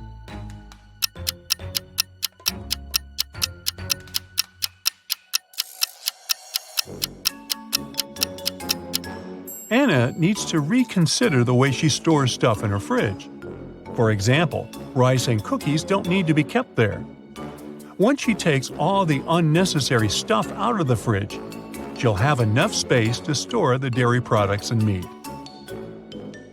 Hey, dear detective! It's time you apply your skills to solve the toughest brain teasers we've got. Look at these hands. All of them seem to belong to wealthy people. But it's just an illusion. Your first case is to figure out which person is indeed rich.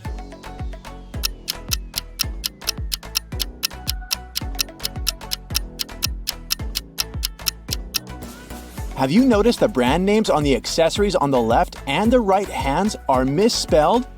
These luxury items must be fake. As for the hand in the middle, it's decorated with a real gold bracelet. It most likely belongs to a rich person. Now, look at these travelers and their bags very attentively. Can you spot a smuggler?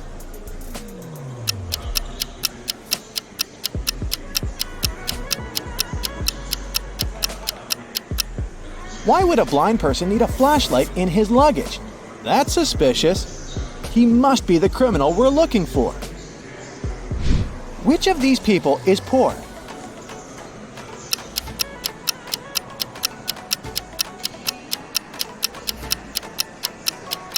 Pay attention to the guy with an iPhone. The apple on the back is whole, which means the phone is fake. How about these people? Who is richer?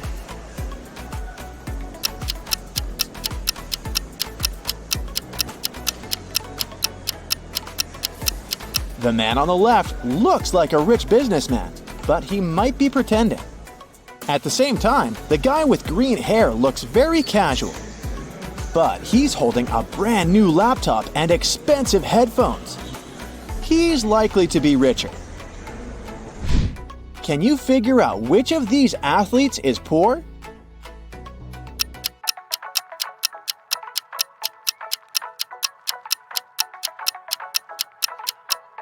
It must be the blonde guy who's wearing a fake Adidas shirt. Or should I say, a Bebas. You wake up in a room with 3 doors.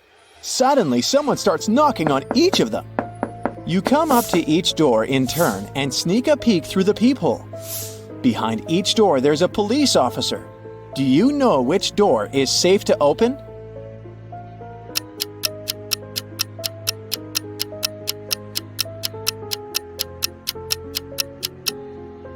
You can open the third door without any worries. The first man doesn't show his badge and has a knife tucked under his belt. The second man has weird stars on his uniform. As for the third police officer, he is the only one with identical stars on his hat and badge without any hidden weapon. He's your safest option. These people look homeless, but one of them isn't poor. Who is it?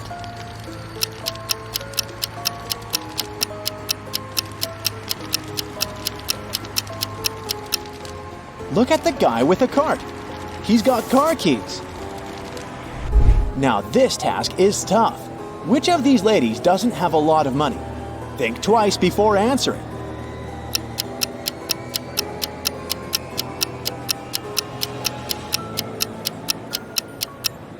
The lady in pink buys only those clothes that are on sale. She might be poor. Doris was having a beach vacation with her friend Teresa. One morning, the young women were sunbathing near the water. Teresa went to a cafe to get some lemonade while Doris went swimming. When she came back, she saw that her smartphone, which she had left on her beach towel, was gone. She asked a man sunbathing nearby if he had seen her smartphone. He answered that he'd been sleeping the whole time. At this moment, Teresa came back with the lemonade. She looked around and immediately understood where Doris's phone was. Who took it?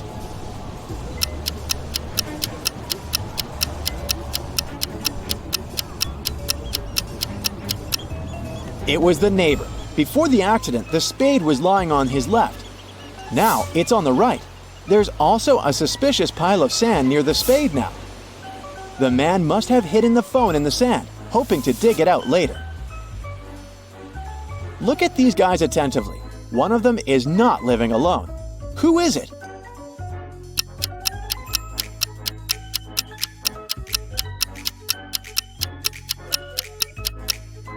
The man on the right. He's got 2 toothbrushes. Joe had a friend, Randy, who never answered questions directly. Once, Joe sent Randy a message inviting him to join their common friends in a cafe. Randy's answer was kinda weird. Sorry, no money. Job and job. Luckily, Joe knew his friend well enough to understand what he meant. But can you figure it out?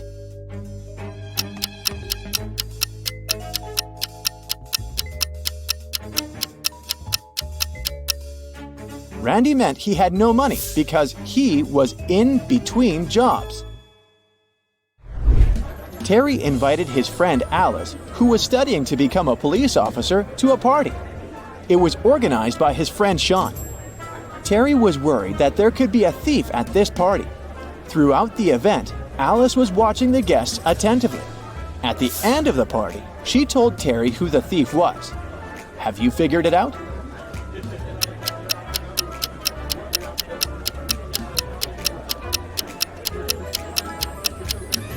It's the host, Sean. At the beginning of the party, one of the guests had a watch on his wrist, and this woman had a beautiful necklace. But at the end of the party, the watch was already on Sean's wrist, and the necklace was in the flower pot. The police were informed that one of the most wanted criminals, Carl Walker, was going to arrive in the country. According to this information, the man was going to come by plane. Unfortunately, the police knew very little about him. He was short, wearing glasses, and traveling under a false name. Detective Adams went to the airport. He detained 4 people who fit the description. They were Mr. Lewis, Mr. Relkoff, Mr. Taylor, and Mr. Wilson. Can you figure out who the criminal is?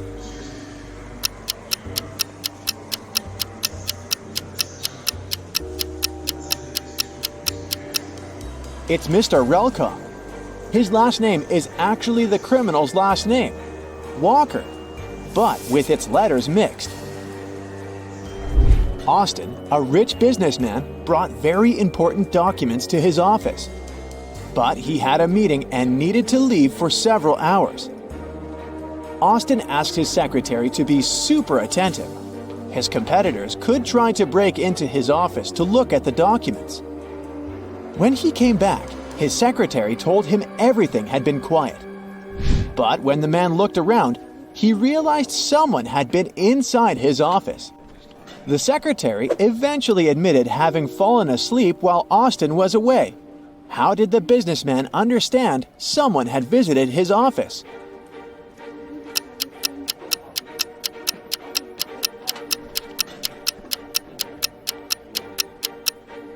The globe on his desk is now turned in the opposite direction. You're trapped in a room with no doors or windows. All of a sudden, the room starts filling with water. You check everywhere but can't find any way to turn it off. You know that help is on the way, but it's still at least 5 minutes until their arrival. You only have 2 minutes. After that, the entire room will be flooded. Obviously, you can't hold your breath for 3 minutes. You've got 3 objects, but only one of them can save your life. What should you choose? A straw, a rope, or an empty bucket?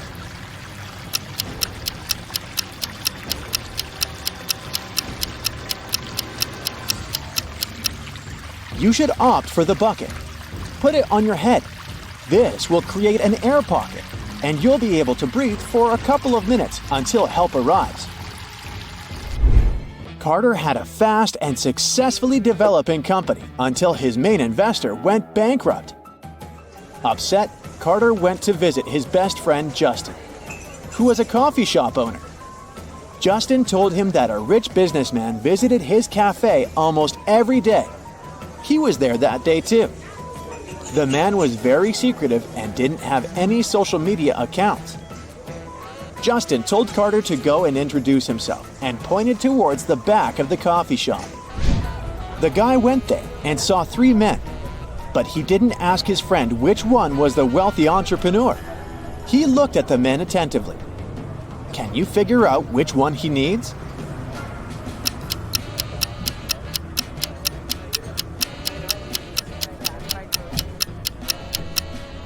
It isn't the guy in the middle. He has a dollar store bag. The one on the right could be rich, but he's recording an Instagram story. And the businessman isn't active on any social media.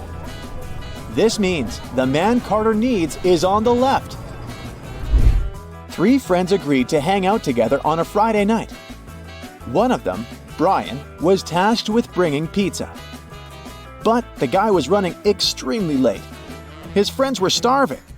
Strangely, Brian wasn't picking up their calls. But in an hour or so, he sent them a selfie. In the photo, he was standing next to his car. In the following message, he wrote he had run out of gas. He was at a gas station filling up his car. But his friends didn't believe Brian's excuses. Why?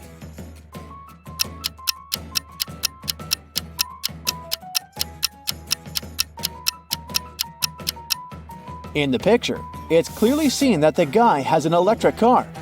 It doesn't need gas. Ivy has been partying all night long. Finally, she leaves the club. Ivy wants to call a taxi, but her phone isn't working. 3 people are eager to give her a ride. Can you spot which drivers are dangerous? If you nailed it, please share your answer in the comments.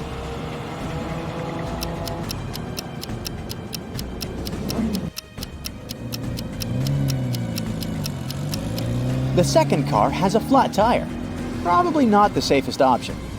The third car is fine, but the driver is hiding an axe in his pocket.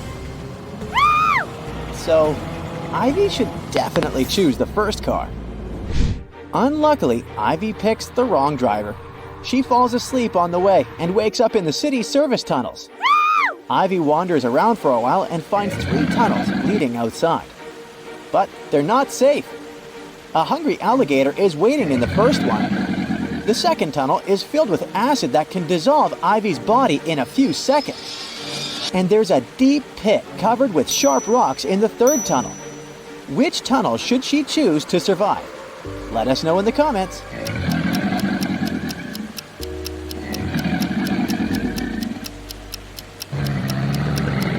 Ivy should choose the third tunnel. The water is running right into the pit, so it must be filled with water by now. Therefore, Ivy can swim through it safely. Ivy swims out of the tunnels and finds herself in the middle of the bay. She's rescued by a ship. The crew leaves Ivy to rest in the hold. But suddenly, the ship begins to flood. Fast! Ivy's trying to get out, but the hatch is stuck. She's locked inside the hold. How can Ivy survive? Think carefully and tell us your answer in the comments.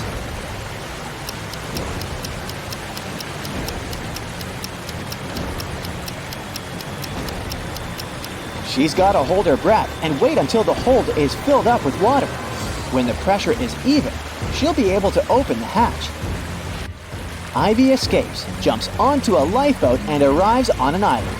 The lifeboat gets blown away by the wind right away. Ivy is alone on a desert island covered with dry plants. The water around it is infested with piranhas. Suddenly, a fierce fire breaks out, and the winds are blowing her away. Ivy can't touch the water in any way. How can she survive the fire? Be sure to share your thoughts in the comments.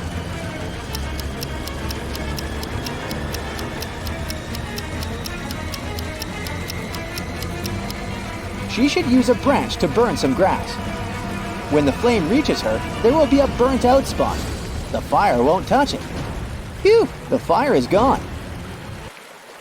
Ivy is exploring the island. She finds a secret hatch in the ground, opens it, and enters a creepy dungeon. The hatch slams shut. Ivy is trapped inside. Thankfully, the dungeon has a sufficient supply of buckets filled with food, matches, and medicine for a week. But Ivy doesn't want to stay here that long, so she's searching for ways out. Soon she comes across 3 doors. A hungry bear and a cub are waiting behind the first door. There's a wall of fire behind the second door. And the third door leads to a lake filled with crocodiles. Which door should Ivy choose? Hurry up to be the first to comment.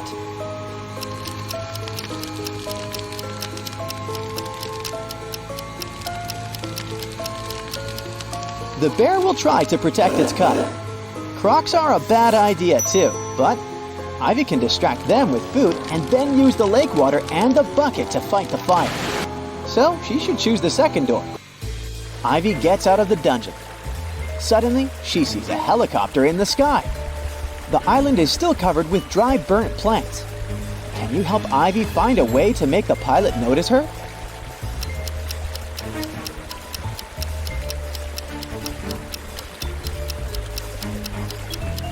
Remember the matches and medicine kept in the dungeon? Ivy should use them to make a fire in the bucket to send a signal to the pilot. But if you come up with an alternative answer, be sure to let us know in the comments. The helicopter pilot, whose name is Andy, takes Ivy off the island. They're flying towards the mainland, but unfortunately the engine breaks down on the way. Andy has to land the helicopter as soon as possible. There are 3 options: a snowy mountain peak, an island inhabited by monsters who eat all strangers, and the foot of an ancient volcano. Which landing spot is the least dangerous? If you nailed it, please share your answer.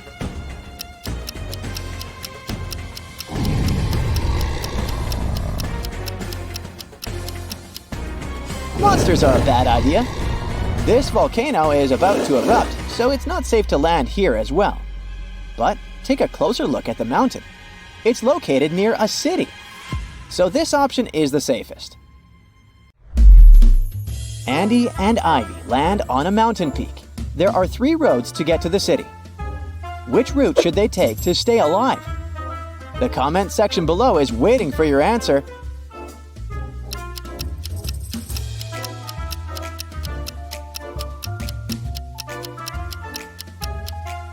Only the second route leads to the city. On the way, Andy and Ivy get very hungry. They come across 3 food stalls, but only one has food that's safe to eat. If you already know which, don't hesitate to share it in the comments.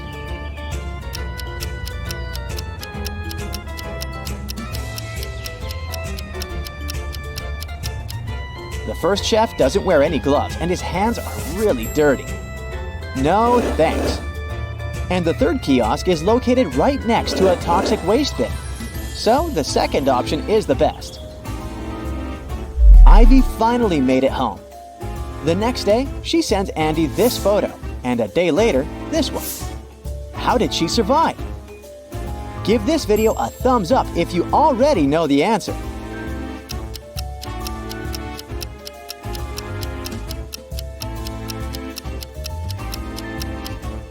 Ivy just photoshopped herself to make it look dangerous. Let's zoom in the second picture. She has a photo editor open on her computer. Ivy is a scientist, and today she carries her nanorobots to a scientific fair. Suddenly, someone attacks her. Ivy wakes up in a prison.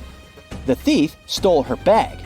But thankfully, Ivy still has 3 tiny robots in her pockets.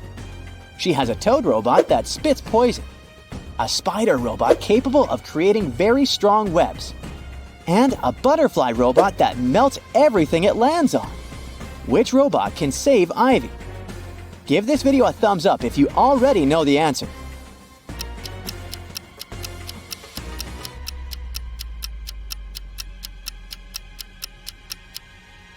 The butterfly can melt the bars. The bars are gone. Ivy runs along a creepy corridor and faces 3 open doors. Which door is not dangerous? Think carefully. And don't forget to share your thoughts in the comments.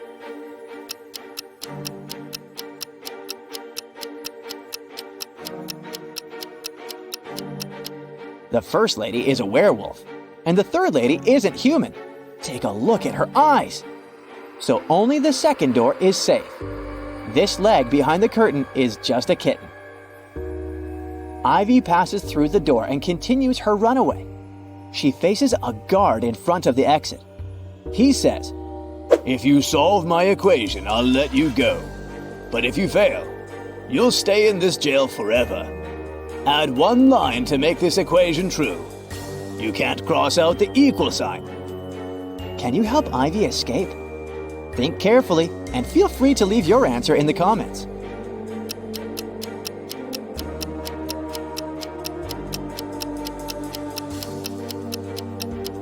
She should use the line to turn one of the plus signs into a 4. This way, we'll get 545 plus 5 plus 5, which equals 555. Ivy nails it and leaves the jail. But there are 2 more prisoners trying to get free. Who's more likely to escape? Give this video a thumbs up if you already know the answer.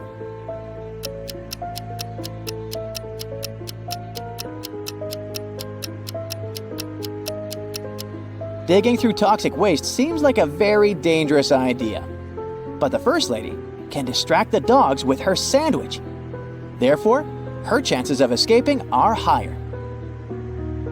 Andy invites Ivy on a date. He offers 3 options. He just received a brand new helicopter so they can have a romantic ride over the city. The second option is to swim in a pool on the roof of a 5-star hotel. And finally, they can go ride a Ferris wheel in the local amusement park. What should Ivy choose to stay alive? Don't forget to share your answer.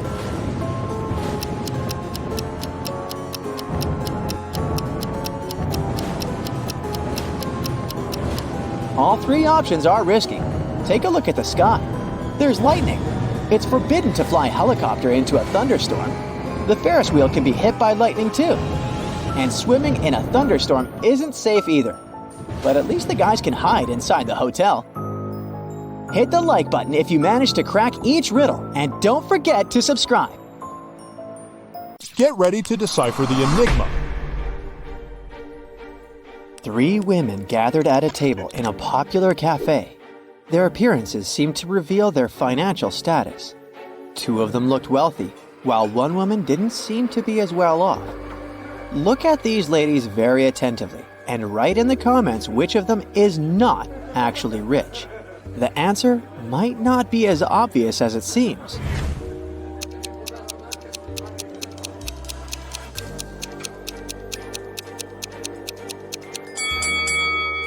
The woman wearing pearls is not trying to show off her wealth. She's content with her simple, sustainable life. This suggests that she's truly rich. The second woman has extremely expensive accessories. She doesn't need a car, since she will be picked up by her driver and notified of their arrival through her Apple Watch. But the third woman is not actually rich. She doesn't have any valuable possessions, and that money falling out of her bag is actually fake. Look at these two couples lounging on the beach. There are designer bags by their side, and they're dressed in fancy swimsuits. At first glance, both couples appear to be well off, but only one of them possesses true richness. If you have already figured out which couple it is, share your ideas in the comments.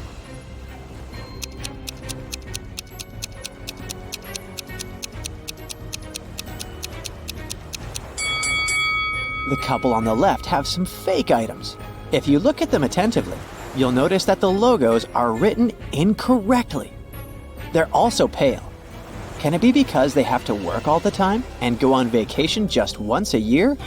As for the couple on the right, their seemingly simpler yet well-maintained belongings suggest that they value quality over extravagance. And their worn luggage speaks of their many trips. Plus, they have tanned skin, which means that they can vacation much more often. A suspected criminal, Doug the Evil Man, had been bouncing around various places in the world. Interpol had been trailing him, expecting to catch him with large amounts of unaccountable cash. When they finally got their hands on the criminal, they only found sunglasses, a wallet containing about $50 American, credit cards, and some foreign loose change. They had nothing to do but let the guy go. In reality, though, Man managed to sneak a fortune right before the authorities' eyes. If you have any ideas about how he did it, share them in the comments.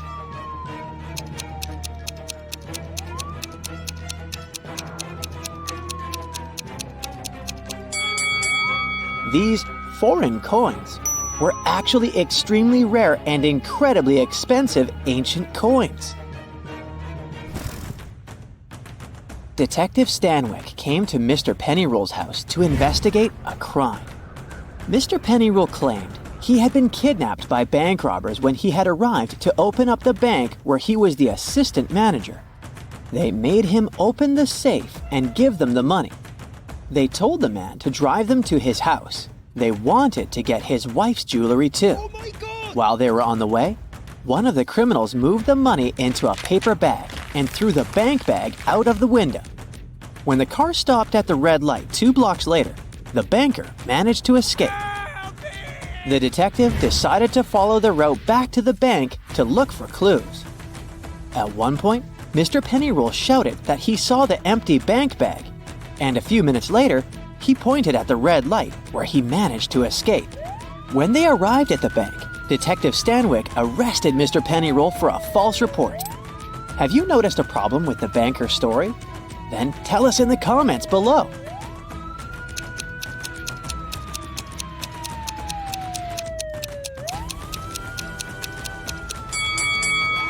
While heading back to the bank, they should not have reached the money bag before they reached the corner where Mr. Pennyroll jumped out of the car. He supposedly did that after the criminal had tossed the bag out.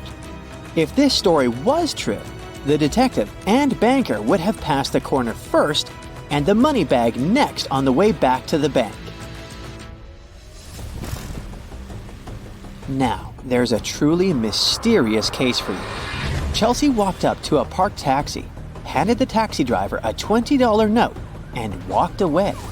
Here are the things you need to know. She's not very good with directions. $20 is too big of a tip for giving directions. The girl also has a car of her own, and it's not broken. Can you solve this mystery faster than the other Brightsiders? Leave your answer in the comments.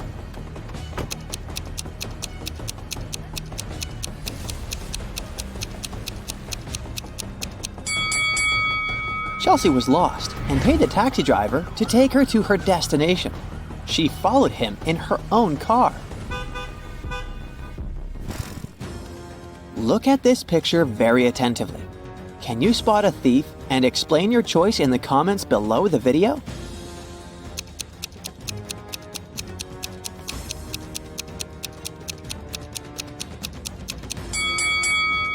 It's the woman in the brown coat with white lapels. She stands out among the crowd, as everyone else is either wearing sleeveless or short-sleeved outfits. Stephen called the police to report that his valuables were missing.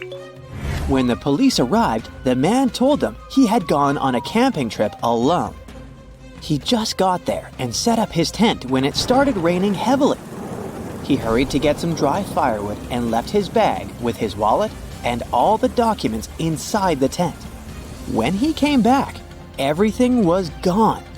The police officers didn't believe Stephen and fined him for making a false call. Have you figured out how they understood that the man was lying? Tell us in the comments.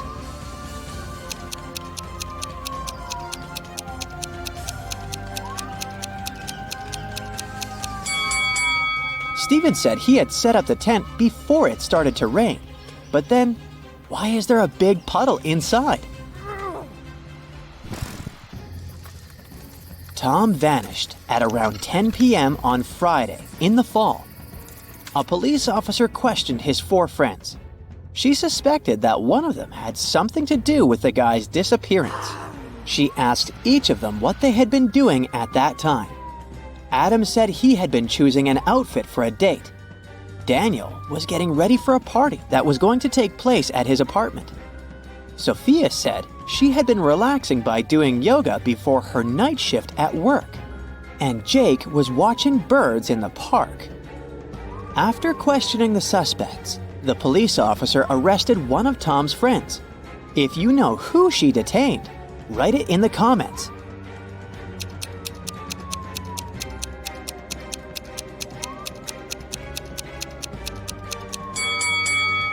It was Jake. At 10 p.m. in the fall, it's too dark to see birds outside. Police officer James was called into a small hotel to investigate a mysterious jewelry disappearance. Emily had checked in the night before and put all her expensive diamonds in her hotel room safe. After she came back from lunch the next day, the jewelry was gone. James had 3 suspects. The receptionist said she had been out on her lunch break. The maid said another guest had checked out earlier that day, and she had been cleaning their room. Susan, another hotel guest, said that she had just woken up. One of these people is lying. If you figure out who it is, write your guess in the comments as fast as possible.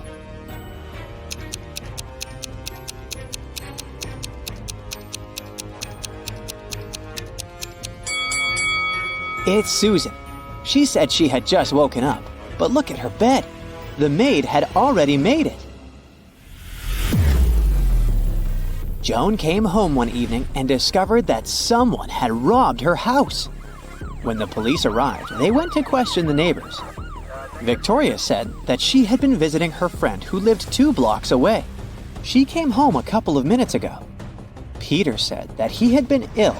He only made a short trip to the pharmacy and stayed in bed after that. Nathan said that he and his wife had been preparing for a barbecue party with their friends. But it started raining heavily, and they had to cancel their plans. Help the police and write the name of the thief in the comments below.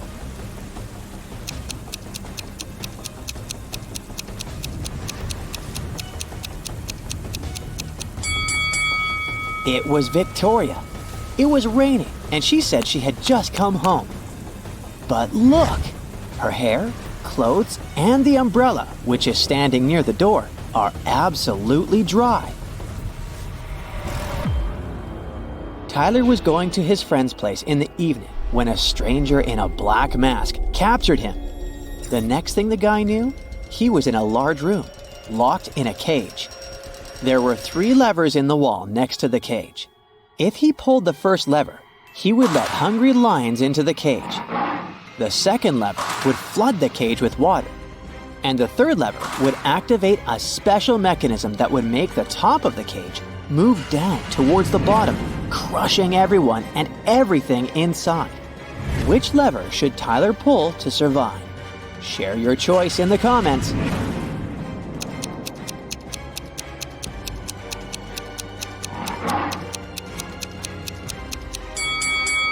His only choice is the second lever. All the water will flow out through the bars of the cage. Here's Hudson. He's a college teacher. It's the last day of the semester, so he has a bunch of paperwork in his office.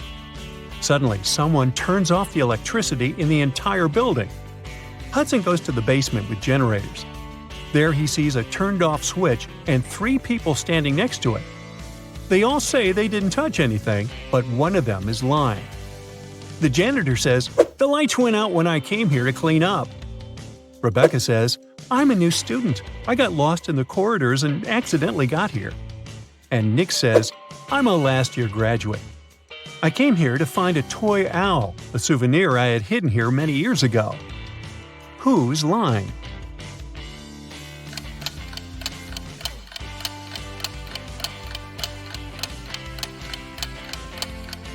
The janitor has a bucket and a mop, so he's not lying.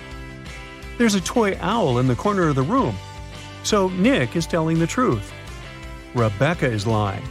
It's the end of the semester, so she can't be new at this time. One of Hudson's students, Paul, has a crush on another student named Liza. Once he got a note from her saying she liked him. So Paul decides to write her back and ask her out. Unfortunately, he doesn't remember which desk is Liza's.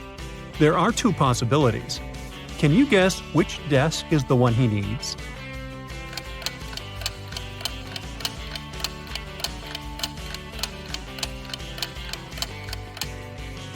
If you remember, the note was written in green ink. There's a similar green pen lying on the desk on the right. So this is most likely Liza's desk.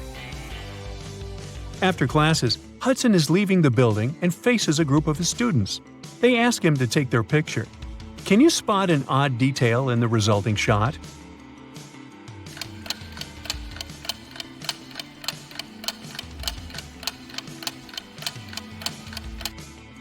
This guy here has 3 hands.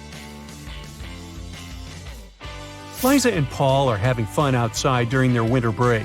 Liza is learning how to skate on the lake, and Paul is skiing in the forest. Who's not smart?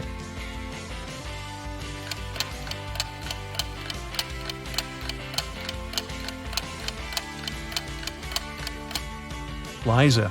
The ice on the lake is cracking, and there's no one around to help her. Unlucky Liza. Paul, meanwhile, returns to the dorm. He's starving, so he opens the fridge that he shares with his roommate Nick. Right away, Paul begins to yell at his roommate. "Nick, you stole my food again!" Nick replies, "You're a liar. I didn't." Paul says, "Well, I have proof. I took a picture of our fridge before leaving." Can you tell who's lying by just looking at these 2 images?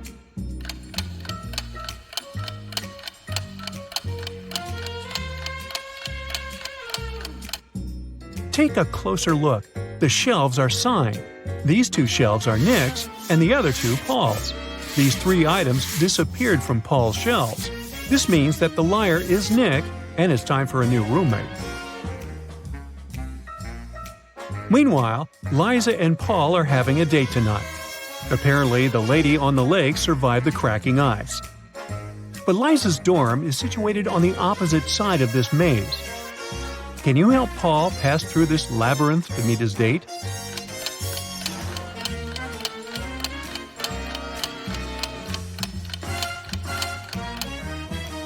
Here is the only way out. The college dean, Nina, hires a handyman to transform the area around the campus. That's what she says. Your task is to put 7 benches. I will triple your paycheck if you find a way to put exactly 6 rows of benches in a straight line. Also, each row should have 3 benches in particular. Can you help the handyman accomplish this task?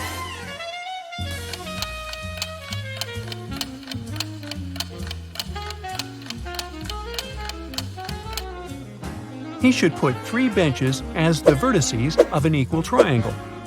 3 more benches should be put at the center of each side of triangle. And the last bench should be at the center. The handyman gets to work and goes to the storage room to grab some tools. Can you find two identical items?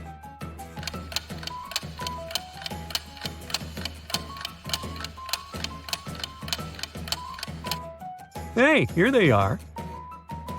The handyman is bored, so he starts a quiz game. He keeps asking the same question to every student he meets, but each time the answer is different. Can you guess the question?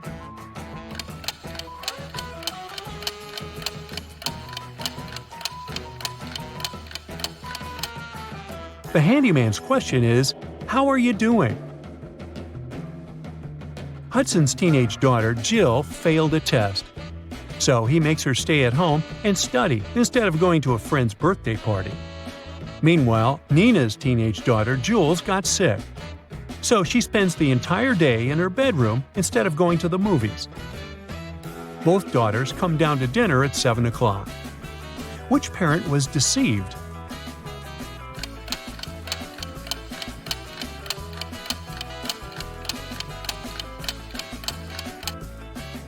Nina.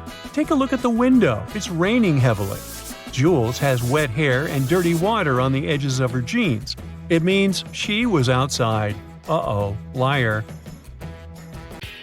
The next morning, Hudson and Nina both wake up earlier to prepare breakfast for their families. Nina is making sandwiches. Meanwhile, Hudson is making eggs with bacon. Who's wrong?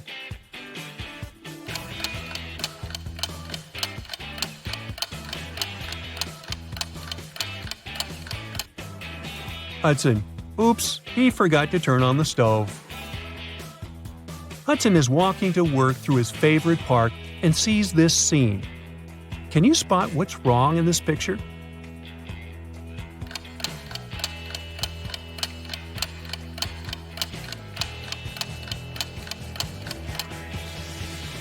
There are two suns in the sky. Uh-oh, Tatooine. Hudson arrives at his class and starts with a witty riddle. Can you tell me which part of London exists in France as well?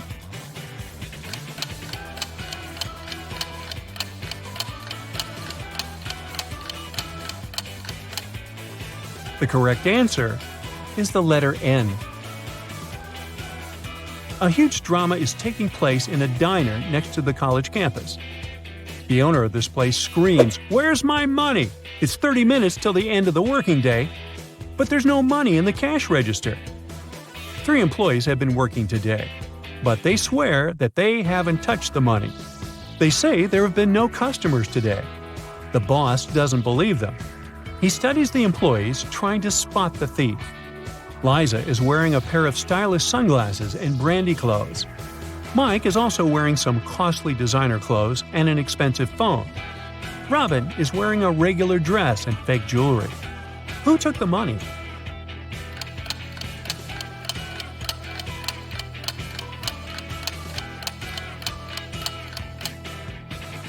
Nobody. Take a look at the sign on the door. It says "Open." That means that people on the street saw the closed sign on the other side. That's why nobody entered and the cash register remained empty. Hudson finds a secret hallway in the basement of the college building. He decides to explore it and finds an old treasure chest. But as soon as he touches it, 3 zombie pirates come out and grab him. One of them says, "Hey, we've been protecting this gold for 500 years. You can't take it." Hudson notices that something's wrong with these guys. Can you figure out what exactly?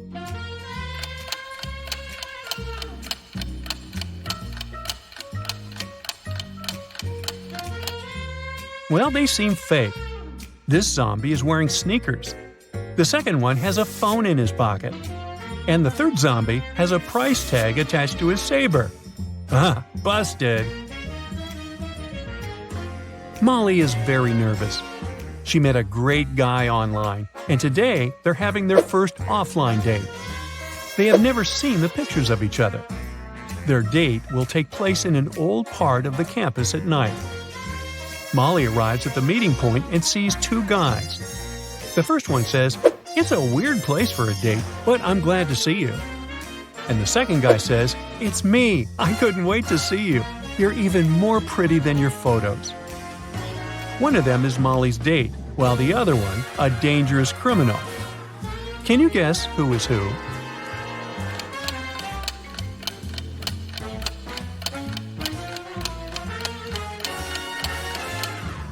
It's the second guy who is dangerous.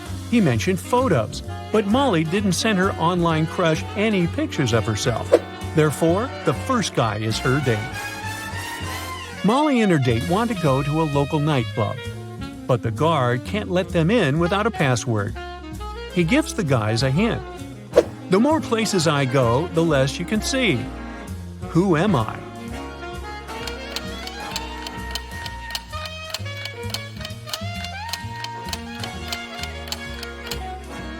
Darkness is the password.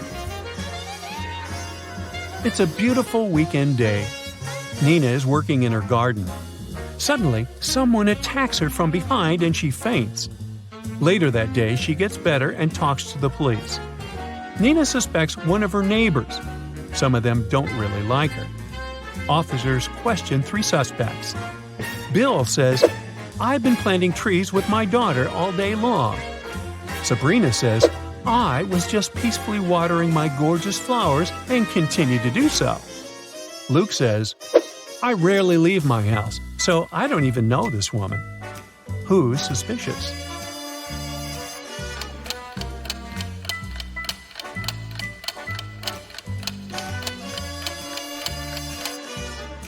Sabrina's garden hose isn't even connected to the water source. It's just lying on the ground. Therefore, her story is fake. Hey, look at these couples. Can you spot anything weird here?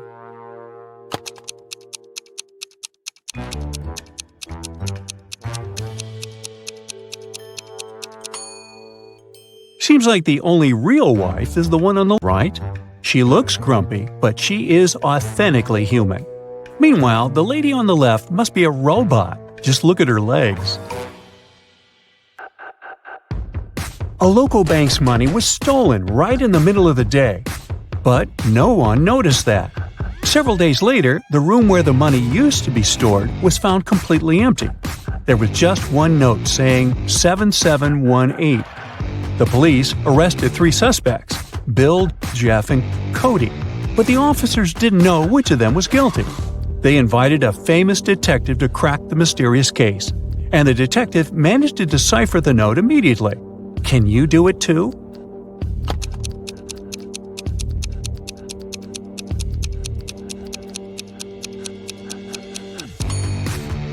So, turn the paper upside down. This way, the numbers turn into a name, Bill. The man wants to enter an exclusive club, but he doesn't know the password. Another man walks up to the entrance. The doorman says 12, and the man says 6, and is allowed to enter.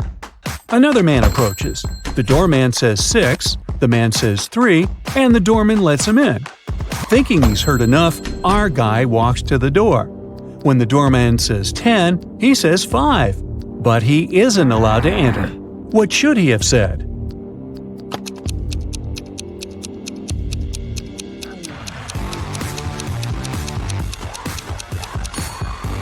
Three. The correct answer is the number of letters in the word the doorman says.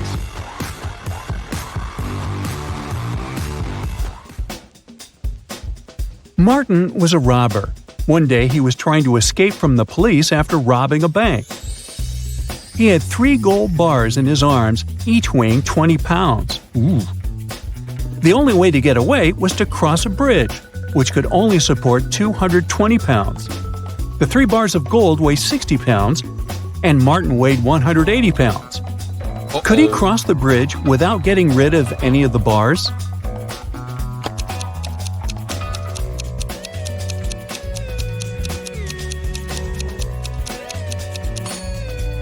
Now, Martin can't leave a bar of gold and come pick it up later, so the only solution is to make those bars fly.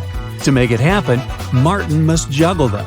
This way, only 2 bars will add extra weight to the bridge, while the third one will always remain airborne. Voila! 180 plus 20 plus 20 equals 220, so the bridge can totally handle it. However, Martin couldn't handle it because he couldn't juggle, and the police got their man. A thief entered a high-end boutique and forced the shop assistant to open the safe. The shop assistant said, "The code for the safe is different every day, and if you harm me, you'll never get the code." But the thief managed to guess the code on his own. How did he do it?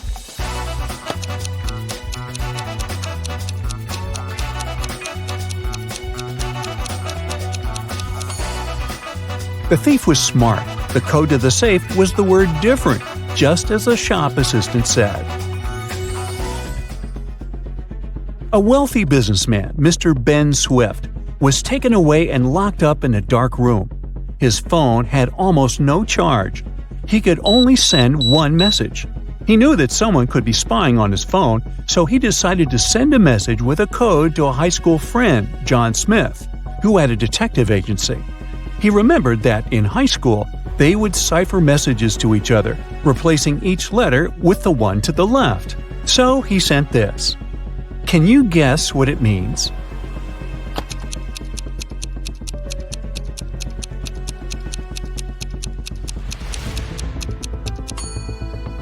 It's not gibberish. Once you decipher it, the message reads accountant, so it seems his accountant is to blame. You're wandering through the jungle when, all of a sudden, you see a magnificent ancient castle. You enter it and see its inhabitants. It's kind of hard to say if they're friendly or not, but hey, look, they've just fetched you some snacks. Still, you can tell from their grins that these snacks might be a trap for you. You can't say no to them and need to choose something to eat. There are 4 muffins in front of you. They all look yummy and your mouth is watering. One of the inhabitants, who seems to be the leader, tells you that the first muffin has some fermented cabbage inside. The second is swarming with live ants.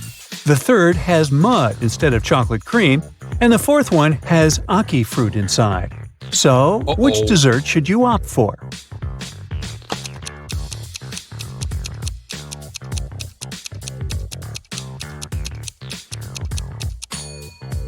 A muffin with fermented cabbage may sound weird, but it's safe to eat.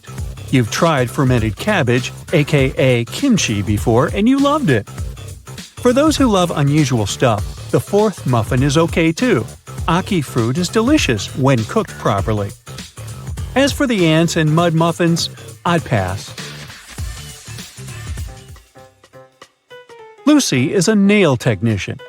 Her services are free to anyone who wants to set up an appointment. However, most people still end up paying her. How so?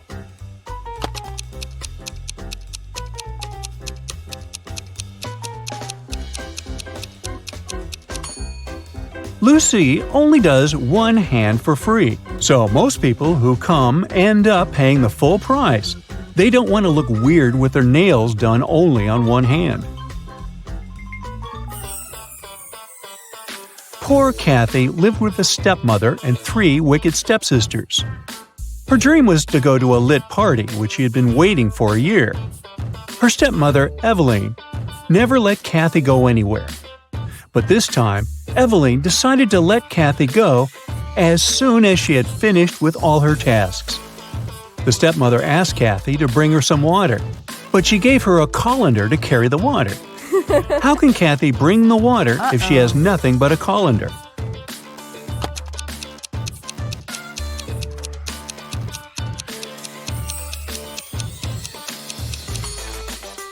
Kathy needs to freeze some water and put it in the colander. It'll take some time to melt. When Eveline gets that colander full of ice, technically, it'll be full of water. Jeremy got lost while driving, so he found the nearest town and decided to spend the night in a hotel. After checking in, he went to the restaurant. Suddenly, the lights went off and everyone fell asleep. The next morning, Jeremy had a terrible headache and he couldn't remember anything.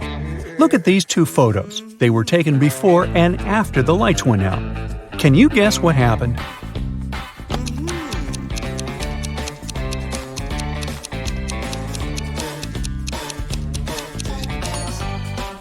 Look, there are some balloons in the first photo, but none in the second one. They must have been filled with sleeping gas. Someone wanted everyone to sleep. Jenny went grocery shopping and bought a lot of milk, yogurt, meat, and cheese. When she came back home, she realized that she had nowhere to store all these products as her fridge was already full. How can she save all the food she bought?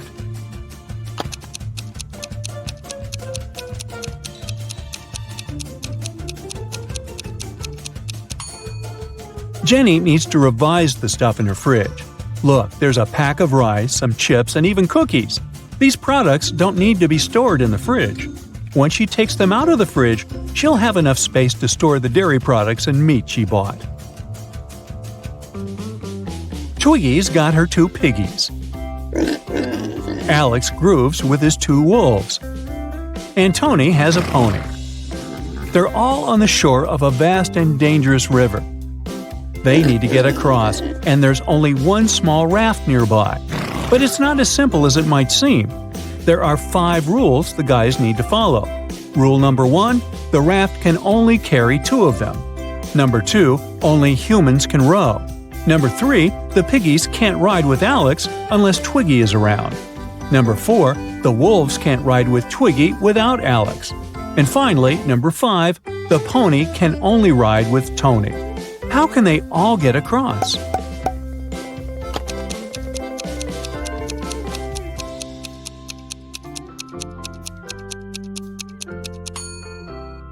First, they need Tony on board. He needs to take one of the wolves across the river. The rules don't prohibit it. When he comes back, Alex takes the second wolf across the river. Then Alex goes back alone. Twiggy joins him and they go to the other bank, where Twiggy leaves Alex and goes back alone. She gives the raft to Tony and his pony, and they go to the other bank. When they reach it, Alex takes the raft and goes back to pick up Twiggy. He picks her up, they go back, and Twiggy leaves Alex there. After that, she goes back to pick up her pigs one by one. Finally, I thought this was never going to end. Hey!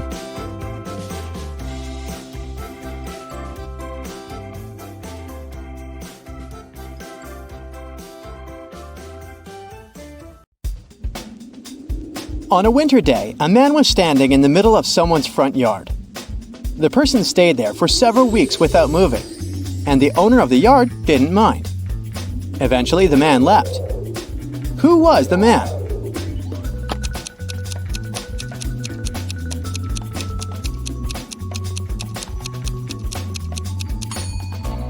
It was a snowman, of course. He left a couple of weeks later when the temperature went up. Over winter break, 5 best friends each did different activities in different cities. Can you find out each friend's full name, what they did, and where they went? Their first names are Julie, Megan, David, Fred, and Sam. Their last names are Wallace, Thompson, Mallard, Shields, and Drake. Their preferred activities are a ski trip, moving to another place, a cruise, cooking classes, and visiting relatives. The places where they went are Houston, Paris, Cleveland, Vancouver, and Miami. And now, there's a bit more info you might need. 1. Julie and Miss Wallace were sad that David wasn't coming back. 2. Neither Sam nor Julie had ever left the US before this winter break. 3. All the first names that have 2 syllables belong with the last names that have 2 syllables. Nobody's last name starts with the same letter as their first name. 4. Miss Mallard is excited to learn about French cuisine. 5. Mr. Thompson doesn't want to move. 6. The friends, in no particular order, are as follows. The girl who is going on a ski trip, Mr. Shields, Megan, the boy headed to Houston, and Julie. 7. Cruises can only be taken in warm coastal cities. Ski trips can only be taken in cold, mountainous places. Remember that this winter. 8. The cruise ship Fred is traveling on does not dock in Houston. Also keep in mind that Sam can be a boy's or girl's name. In this case, it's short for Samantha.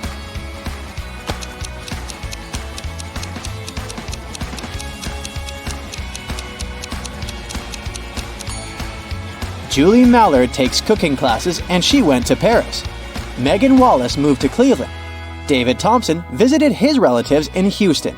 Fred Shields went on a cruise in Miami. Sam Drake took a ski trip in Vancouver. It's 1962, and you're traveling to Innsbruck, Austria, to see the Winter Olympics. When you arrive at the stadium, nobody is there. You ask a passerby, "Why isn't anyone here for the Winter Olympics?" The man answers your question. You both laugh at your silly mistake, and you go back home. What did the passerby tell you?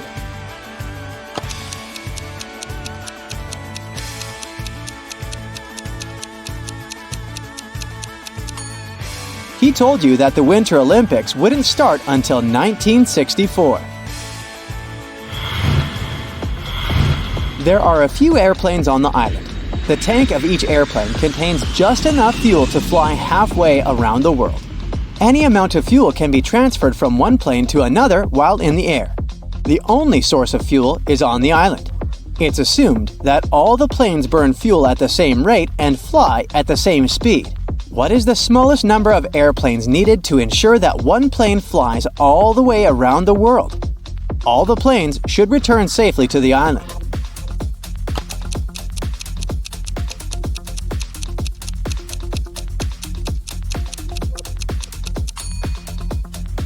Only 3 planes are needed. Planes A, B, and C leave the island together. After flying 1/8 of the distance, Plane C transfers 1/4 of the contents of its tank to Plane A and 1/4 to Plane B. This leaves C with 1/4 of its fuel, which is just enough to get back to the island. Planes A and B continue for another 1/8 of the way. Plane B then transfers 1/4 of the contents of its tank to Plane A. Plane B now has half a tank of fuel left, which is enough to go back to the island. Plane A now has a full tank and continues to fly until it runs out of fuel, which occurs when it's 1/4 of the way to the island. It is met by Plane C, which has already been refueled. Plane C transfers 1/4 of its tank to Plane A, and they both head home. Planes A and C run out of fuel when 1/8 of the way to the island is left. Luckily, they're met by Plane B, which has been refueled too. Plane B transfers 1/4 of its tank to each of the 2 planes, and the 3 aircraft now have enough fuel to get home. 2 50-foot ropes are suspended from a 40-foot ceiling 20 feet apart.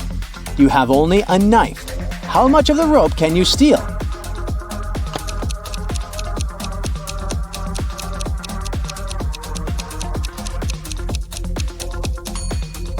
Almost all of it. First, tie the ropes together at the ends. Then, climb one of the ropes. Make a loop as close to the ceiling as possible. While hanging from the loop, cut the rope just below it. But don't drop it, otherwise you'll be stuck up there. Run the rope through the loop and tie it to your waist. Swing over to the other rope and pull the rope that's going through the loop tight. Cut the other rope as close to the ceiling as possible, holding tight to the end of it. Once the rope is loose, you will swing down below the loop. Let yourself down to the ground by letting the rope out. At the bottom, untie yourself and pull the rope completely through the loop. At this point, you'll have all the rope except what was used to tie the loop. You find yourself trapped in a medieval castle far away from civilization. It's freezing outside. You can't jump out the window because it's too high above the ground, and even snowdrifts won't make the jump softer. The only tree growing near the window doesn't look sturdy enough for you to climb down. However, there are 3 doors, one of which can lead you to freedom. But behind the first door, there's a fierce fire. The second door holds back hundreds of venomous snakes. And behind the third door, there's a pitch-dark maze, and you can only imagine what surprises are waiting for you there. Which door should you choose?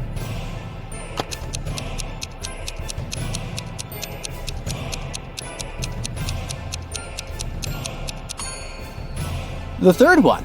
You'll just need to break off a tree branch, turn it into a torch by lighting it in the first room, and go through the maze, which wouldn't be dark anymore.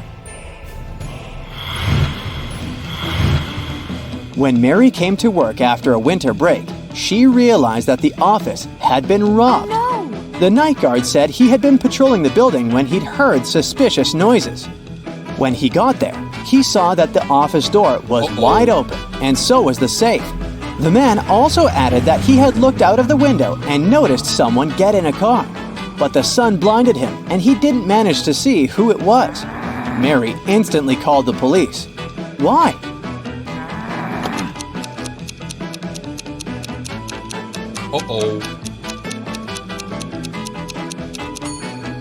There's no sun at night, so it couldn't have blinded the night guard. He must have invented the whole story to help the criminals. Or is he the thief himself? Tina and Timothy loved adventures. Once, they decided to check out an ancient castle in Greenland that was said to belong to a witch. That witch used snow to perform her magic and could turn into any object and copy anyone's appearance. In the castle, they used torches to light their way. Oh, no! All of a sudden, their torches went out. Tina got terribly scared. But then, the torches lit again, and she saw two husbands of hers in front of her. Can you tell who is her real husband?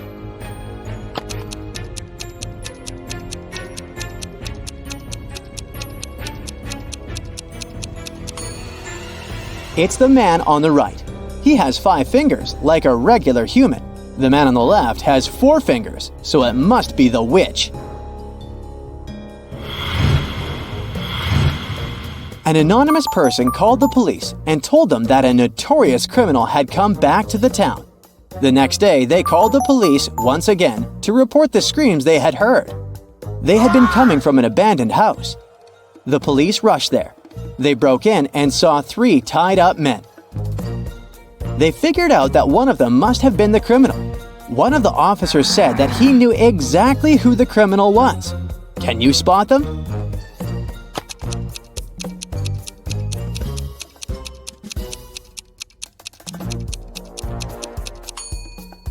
Look at the man on the left. Can you see a phone in his pocket? A true criminal would never let their victim use a phone. Take him, officer!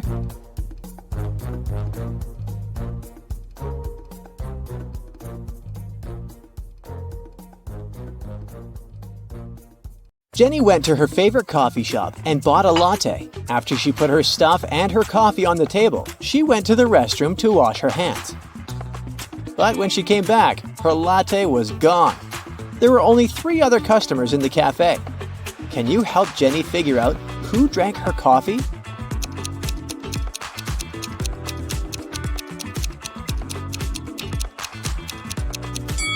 This guy here has the same latte cup, but there are ice cubes in it. He must be drinking iced coffee. This lady's cup on the table is too small. She must be having an espresso. But check out this guy. Even though he doesn't have any drinks on the table, he has a coffee mustache on his face. And Jenny's empty latte cup is inside the trash behind his table. Kenny, the beach guard, spotted 3 people arguing on the beach. They were all claiming they had found a gold necklace in the sand. Tom said, "I found it with my metal detector." Lisa said, "I found it in the ocean while swimming." And Mike said, "I was digging in the sand to make a sandcastle, and that's when I found the necklace." Kenny knew only one of them was telling the truth. Who really found the necklace?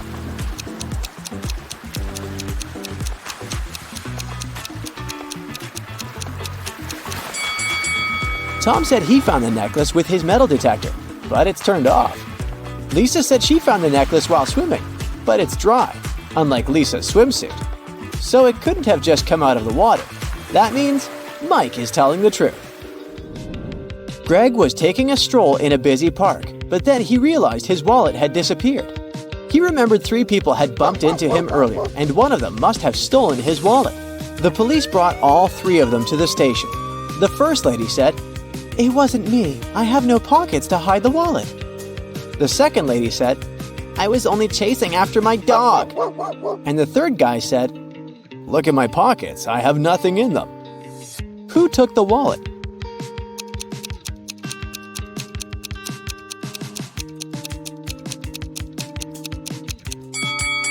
The third guy's pockets might be empty, alright, but take a closer look at the skateboard he's holding under his arm. This section of it is wrapped with duct tape, even though the skateboard doesn't look broken. And under the tape, hidden, there's something bulky. That must be Greg's wallet. Barney, the owner of the local gym, called Detective Espinoza and said someone had broken all the sports equipment before he arrived. When Detective Espinoza watched the security footage, he noticed that the vandal was still inside the gym and was last seen entering the dressing room stalls. Detective Espinoza immediately rushed there, but all 3 stalls were occupied. Can you help him find out who the criminal is?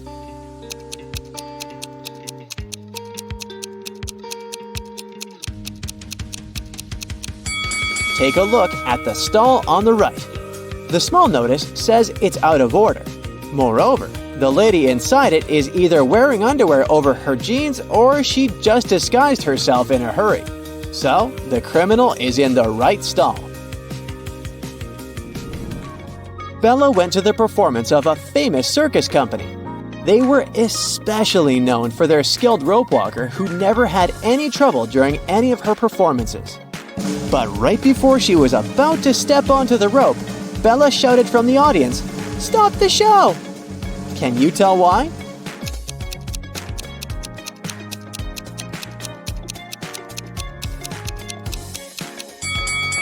Take a look at the heels of the rope walker's shoes. The right shoe's heel is cracked. That could easily catch on the rope and cause her to slip no matter how talented she is. James had been saving money to buy himself a new motorcycle. He finally had enough to get the new model. When he headed to the store, he saw that there was a special offer. The helmet and other safety equipment would be free if he could answer this riddle. What kind of coat is always wet when you put it on? Can you help James get freebies?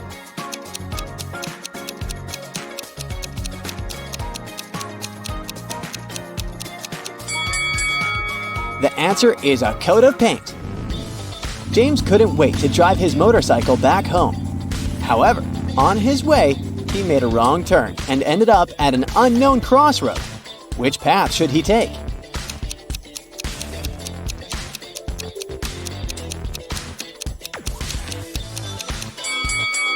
The first path is all muddy, and that can make the bike slip. The second path looks like it's only covered with dried leaves. But if you take a closer look, you can see nails that can give James's motorcycle flat tires. So he should take the third path with the tiny pebble stones. After completing her yoga class, Aisha couldn't find her car keys. When she claimed it to the receptionist and asked for help, she said she saw 3 people near her locker. When Aisha questioned them, Rupert said he didn't even know how to drive.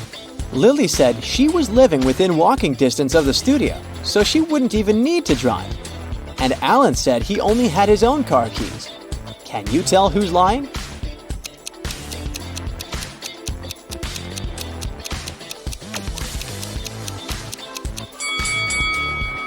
Look at the keys Alan is holding.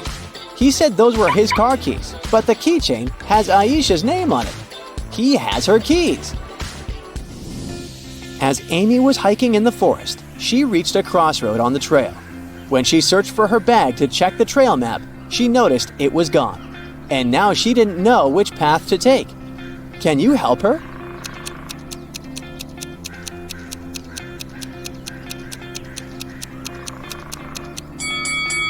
The second path might look clear, but do you see the "Beware of Avalanche" sign under the leaves here? Seems like this won't be the safest option. As for the third path, take a look at these trees here. They all have bear claw markings on them, so she shouldn't choose that one either. But she can easily climb over the fallen tree blocking the first path and continue heading to the camp safely. Barry's boss loved games, and the only way to get a promotion in the company was if employees answered his riddles correctly. It was finally Barry's turn to have a meeting with him. When he entered the office, the boss said, "Tell me the answer and become a senior." A man and his boss have the same parents but are not siblings. How is this possible?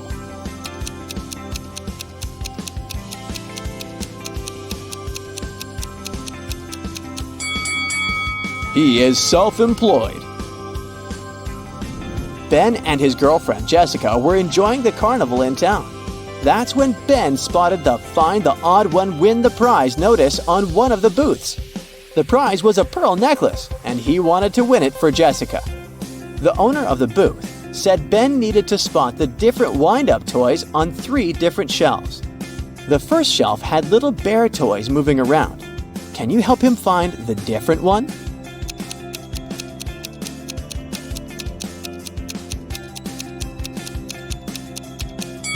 This little bear's face looks as if it's blinking, unlike the others.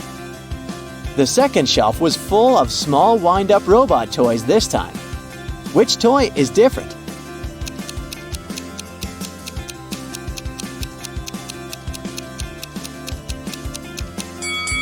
This robot has a square nose, unlike the others with triangle noses. The last shelf has cute wind-up fairy toys. Which one is different?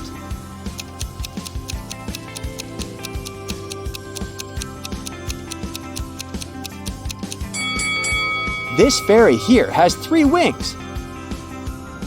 Detective Terry was chasing a robber who was running away across a crowded street.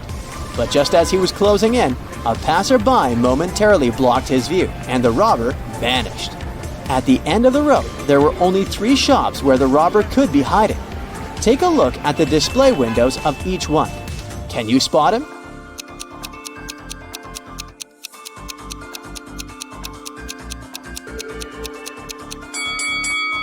Look at the hung clothes on the shelf that can be seen from the second store's window.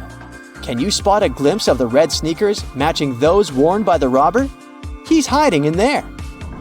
Victoria was invited to a costume party at her office. When she arrived, she noticed that one of her colleagues might actually be a monster. Can you tell who?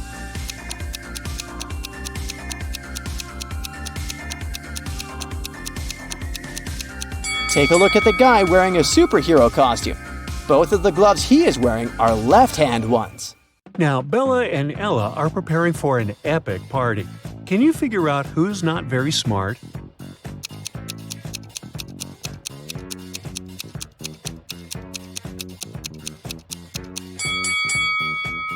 Even though Bella looks as if she's about to touch a hot iron, the device is actually unplugged, so she probably won't burn herself. Meanwhile, Ella is about to touch a heated waffle. Bella and Ella text their friend named Mike, who never answers any questions directly. They invite him to go to a party together. Mike's answer is kinda weird. Sorry, no money, job and job. Now, can you help the ladies crack Mike's message?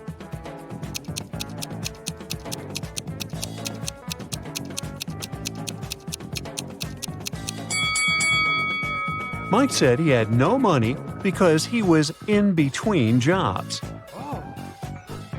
Bella and Ella arrive at the nightclub and see a huge line at the entrance. The local guard, Greg, checks people's ID cards. His task is not to let in suspicious people and folks under 21 years old. Here's the first guest's ID card.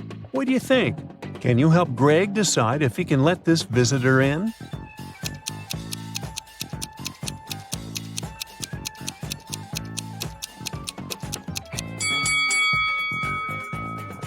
She seems fine. Let her in. Yes!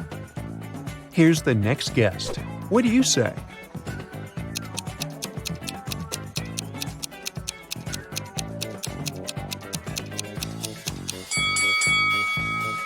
June 31 doesn't exist. There are only 30 days in June, so no entry, buddy. Oh no! Now what about this guy?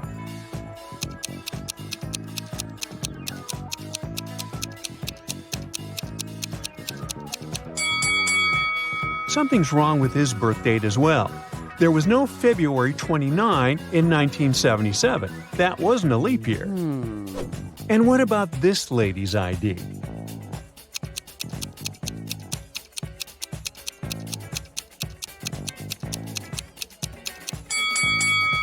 Yep, she's good to go. Okay. Here's another candidate. What do you say?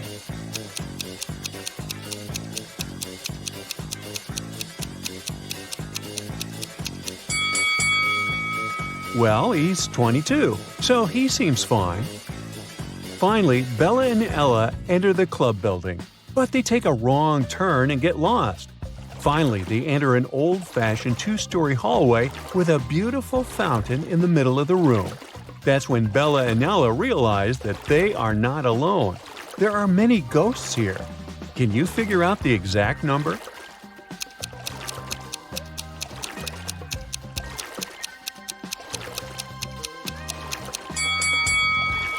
There are 7 ghosts in this space. One of the ghosts is hiding inside the fountain. And the lady over there is not a ghost. She's standing on her feet and she's sweating. So she's very much alive. The lady is the owner of the property.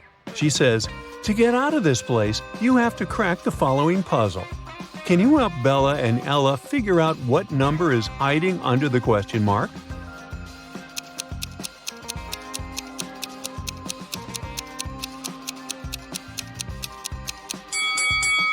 It's 1.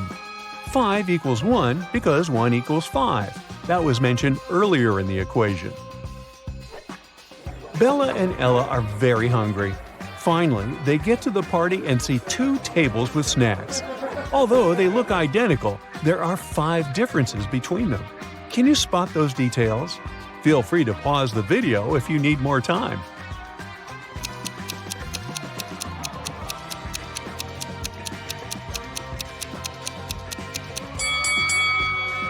Here they are. Bella and Ella take a couple of selfies at the party. Can you spot 3 differences between these pictures?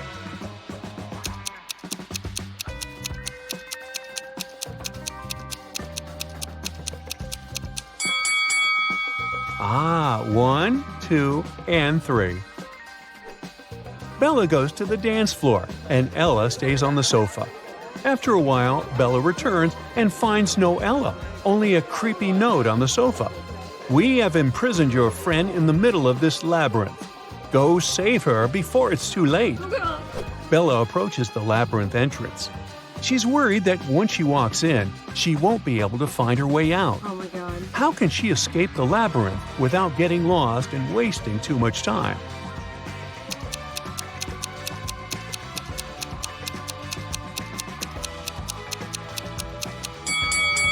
She should put her right hand on the right wall and go forward, touching it at all times. She'll be walking into traps along the way. But if Bella follows the right wall, she'll get out of traps and will eventually find her way out of the labyrinth. Let's take a look at this labyrinth from above. Can you help Bella find the correct path?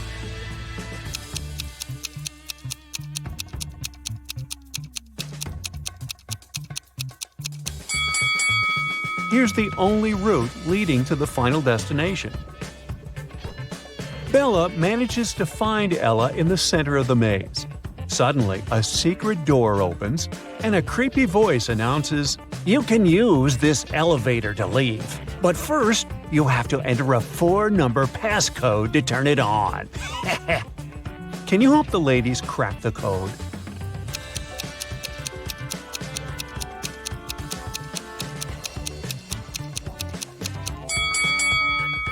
Take a look at the 4 symbols on the elevator. It's a hint. Each image implies a number. The word crown consists of 5 words, so it implies 5. Necklace implies 8, ring 4, and diamond 7. And the code is 5847. Oh. Bella and Ella want to return to the party, but they face a guard who says, "You'll have to crack my riddle if you want to come in." What is that thing that you have to break before you can use it? The ladies crack this mystery right away. What about you?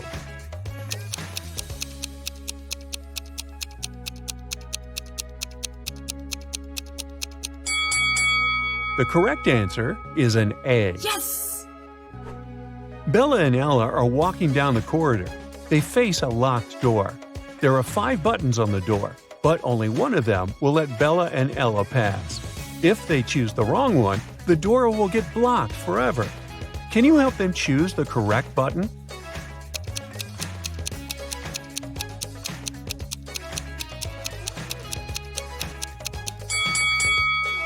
There's something special about almost all these buttons. The first one is unlike the others because it doesn't have an outline. The second one has a different shape. The third one has a different color. And the last one is smaller than all the others. The fourth button doesn't have any distinctions. That's what makes it so special. So Bella and Ella should press this one. Yay! The party goes on. 3 guys approach Ella and invite her to the dance floor. But only one of them is safe to dance with. Can you decide who?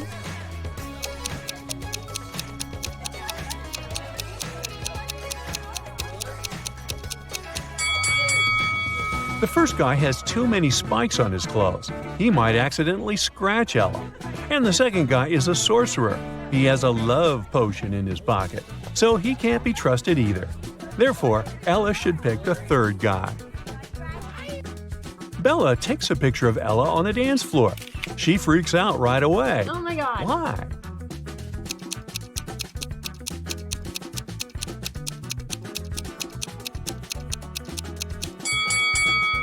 There's a skeleton among the dancing people. Ella gets very thirsty after dancing and approaches a waiter. He offers her an infinite supply of free drinks if she can crack his riddle. I'll give you 1 glass of milk and 1 glass of water. You'll need to pour the 2 liquids into a bowl, but you should be able to separate the milk from the water later. You can't use any kind of dividers. It took Ella a while, but she cracked this riddle. What did she do?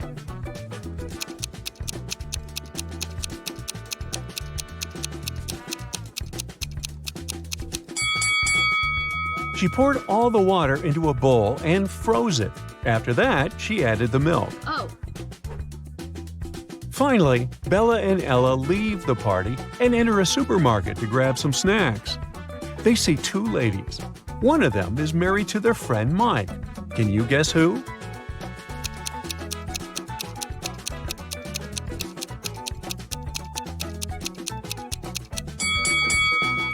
It's the lady on the left.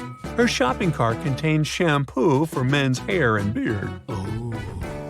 Bella, Ella, and their common friends, Nick, Nancy, and Adam, are hanging out at Mike's place. The next morning, they find Mike unconscious in the living room. None of the 5 friends know what happened to him. The police show up and they find a note next to Mike's calendar. It reads 4, 12, 8, and 3. The detective already knows who attacked Mike. What about you?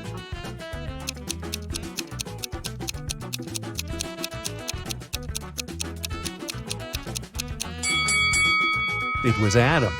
The note was next to a calendar. 4 implies April, 12 implies December, 8 August, and 3 March. Take the first 3 letters of each month, and you get the name Adam. The next day, Bella and Ella go skydiving. Oh no, Bella's parachute hasn't opened, and she's now plunging toward the ground. There are 2 places where she can land. Bella can either fall into the lake or into this large haystack. Can you help her choose the best option?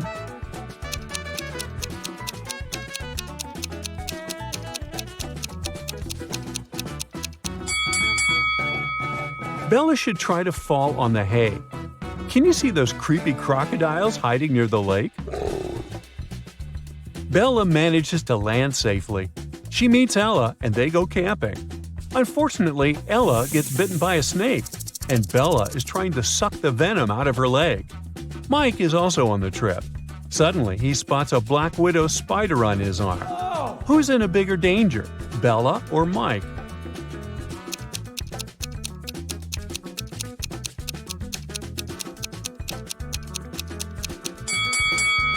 Bella.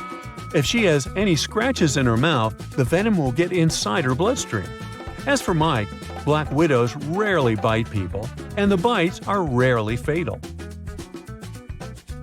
That's it for today. So hey, if you pacified your curiosity, then give the video a like and share it with your friends. Or if you want more, just click on these videos and stay on the bright side.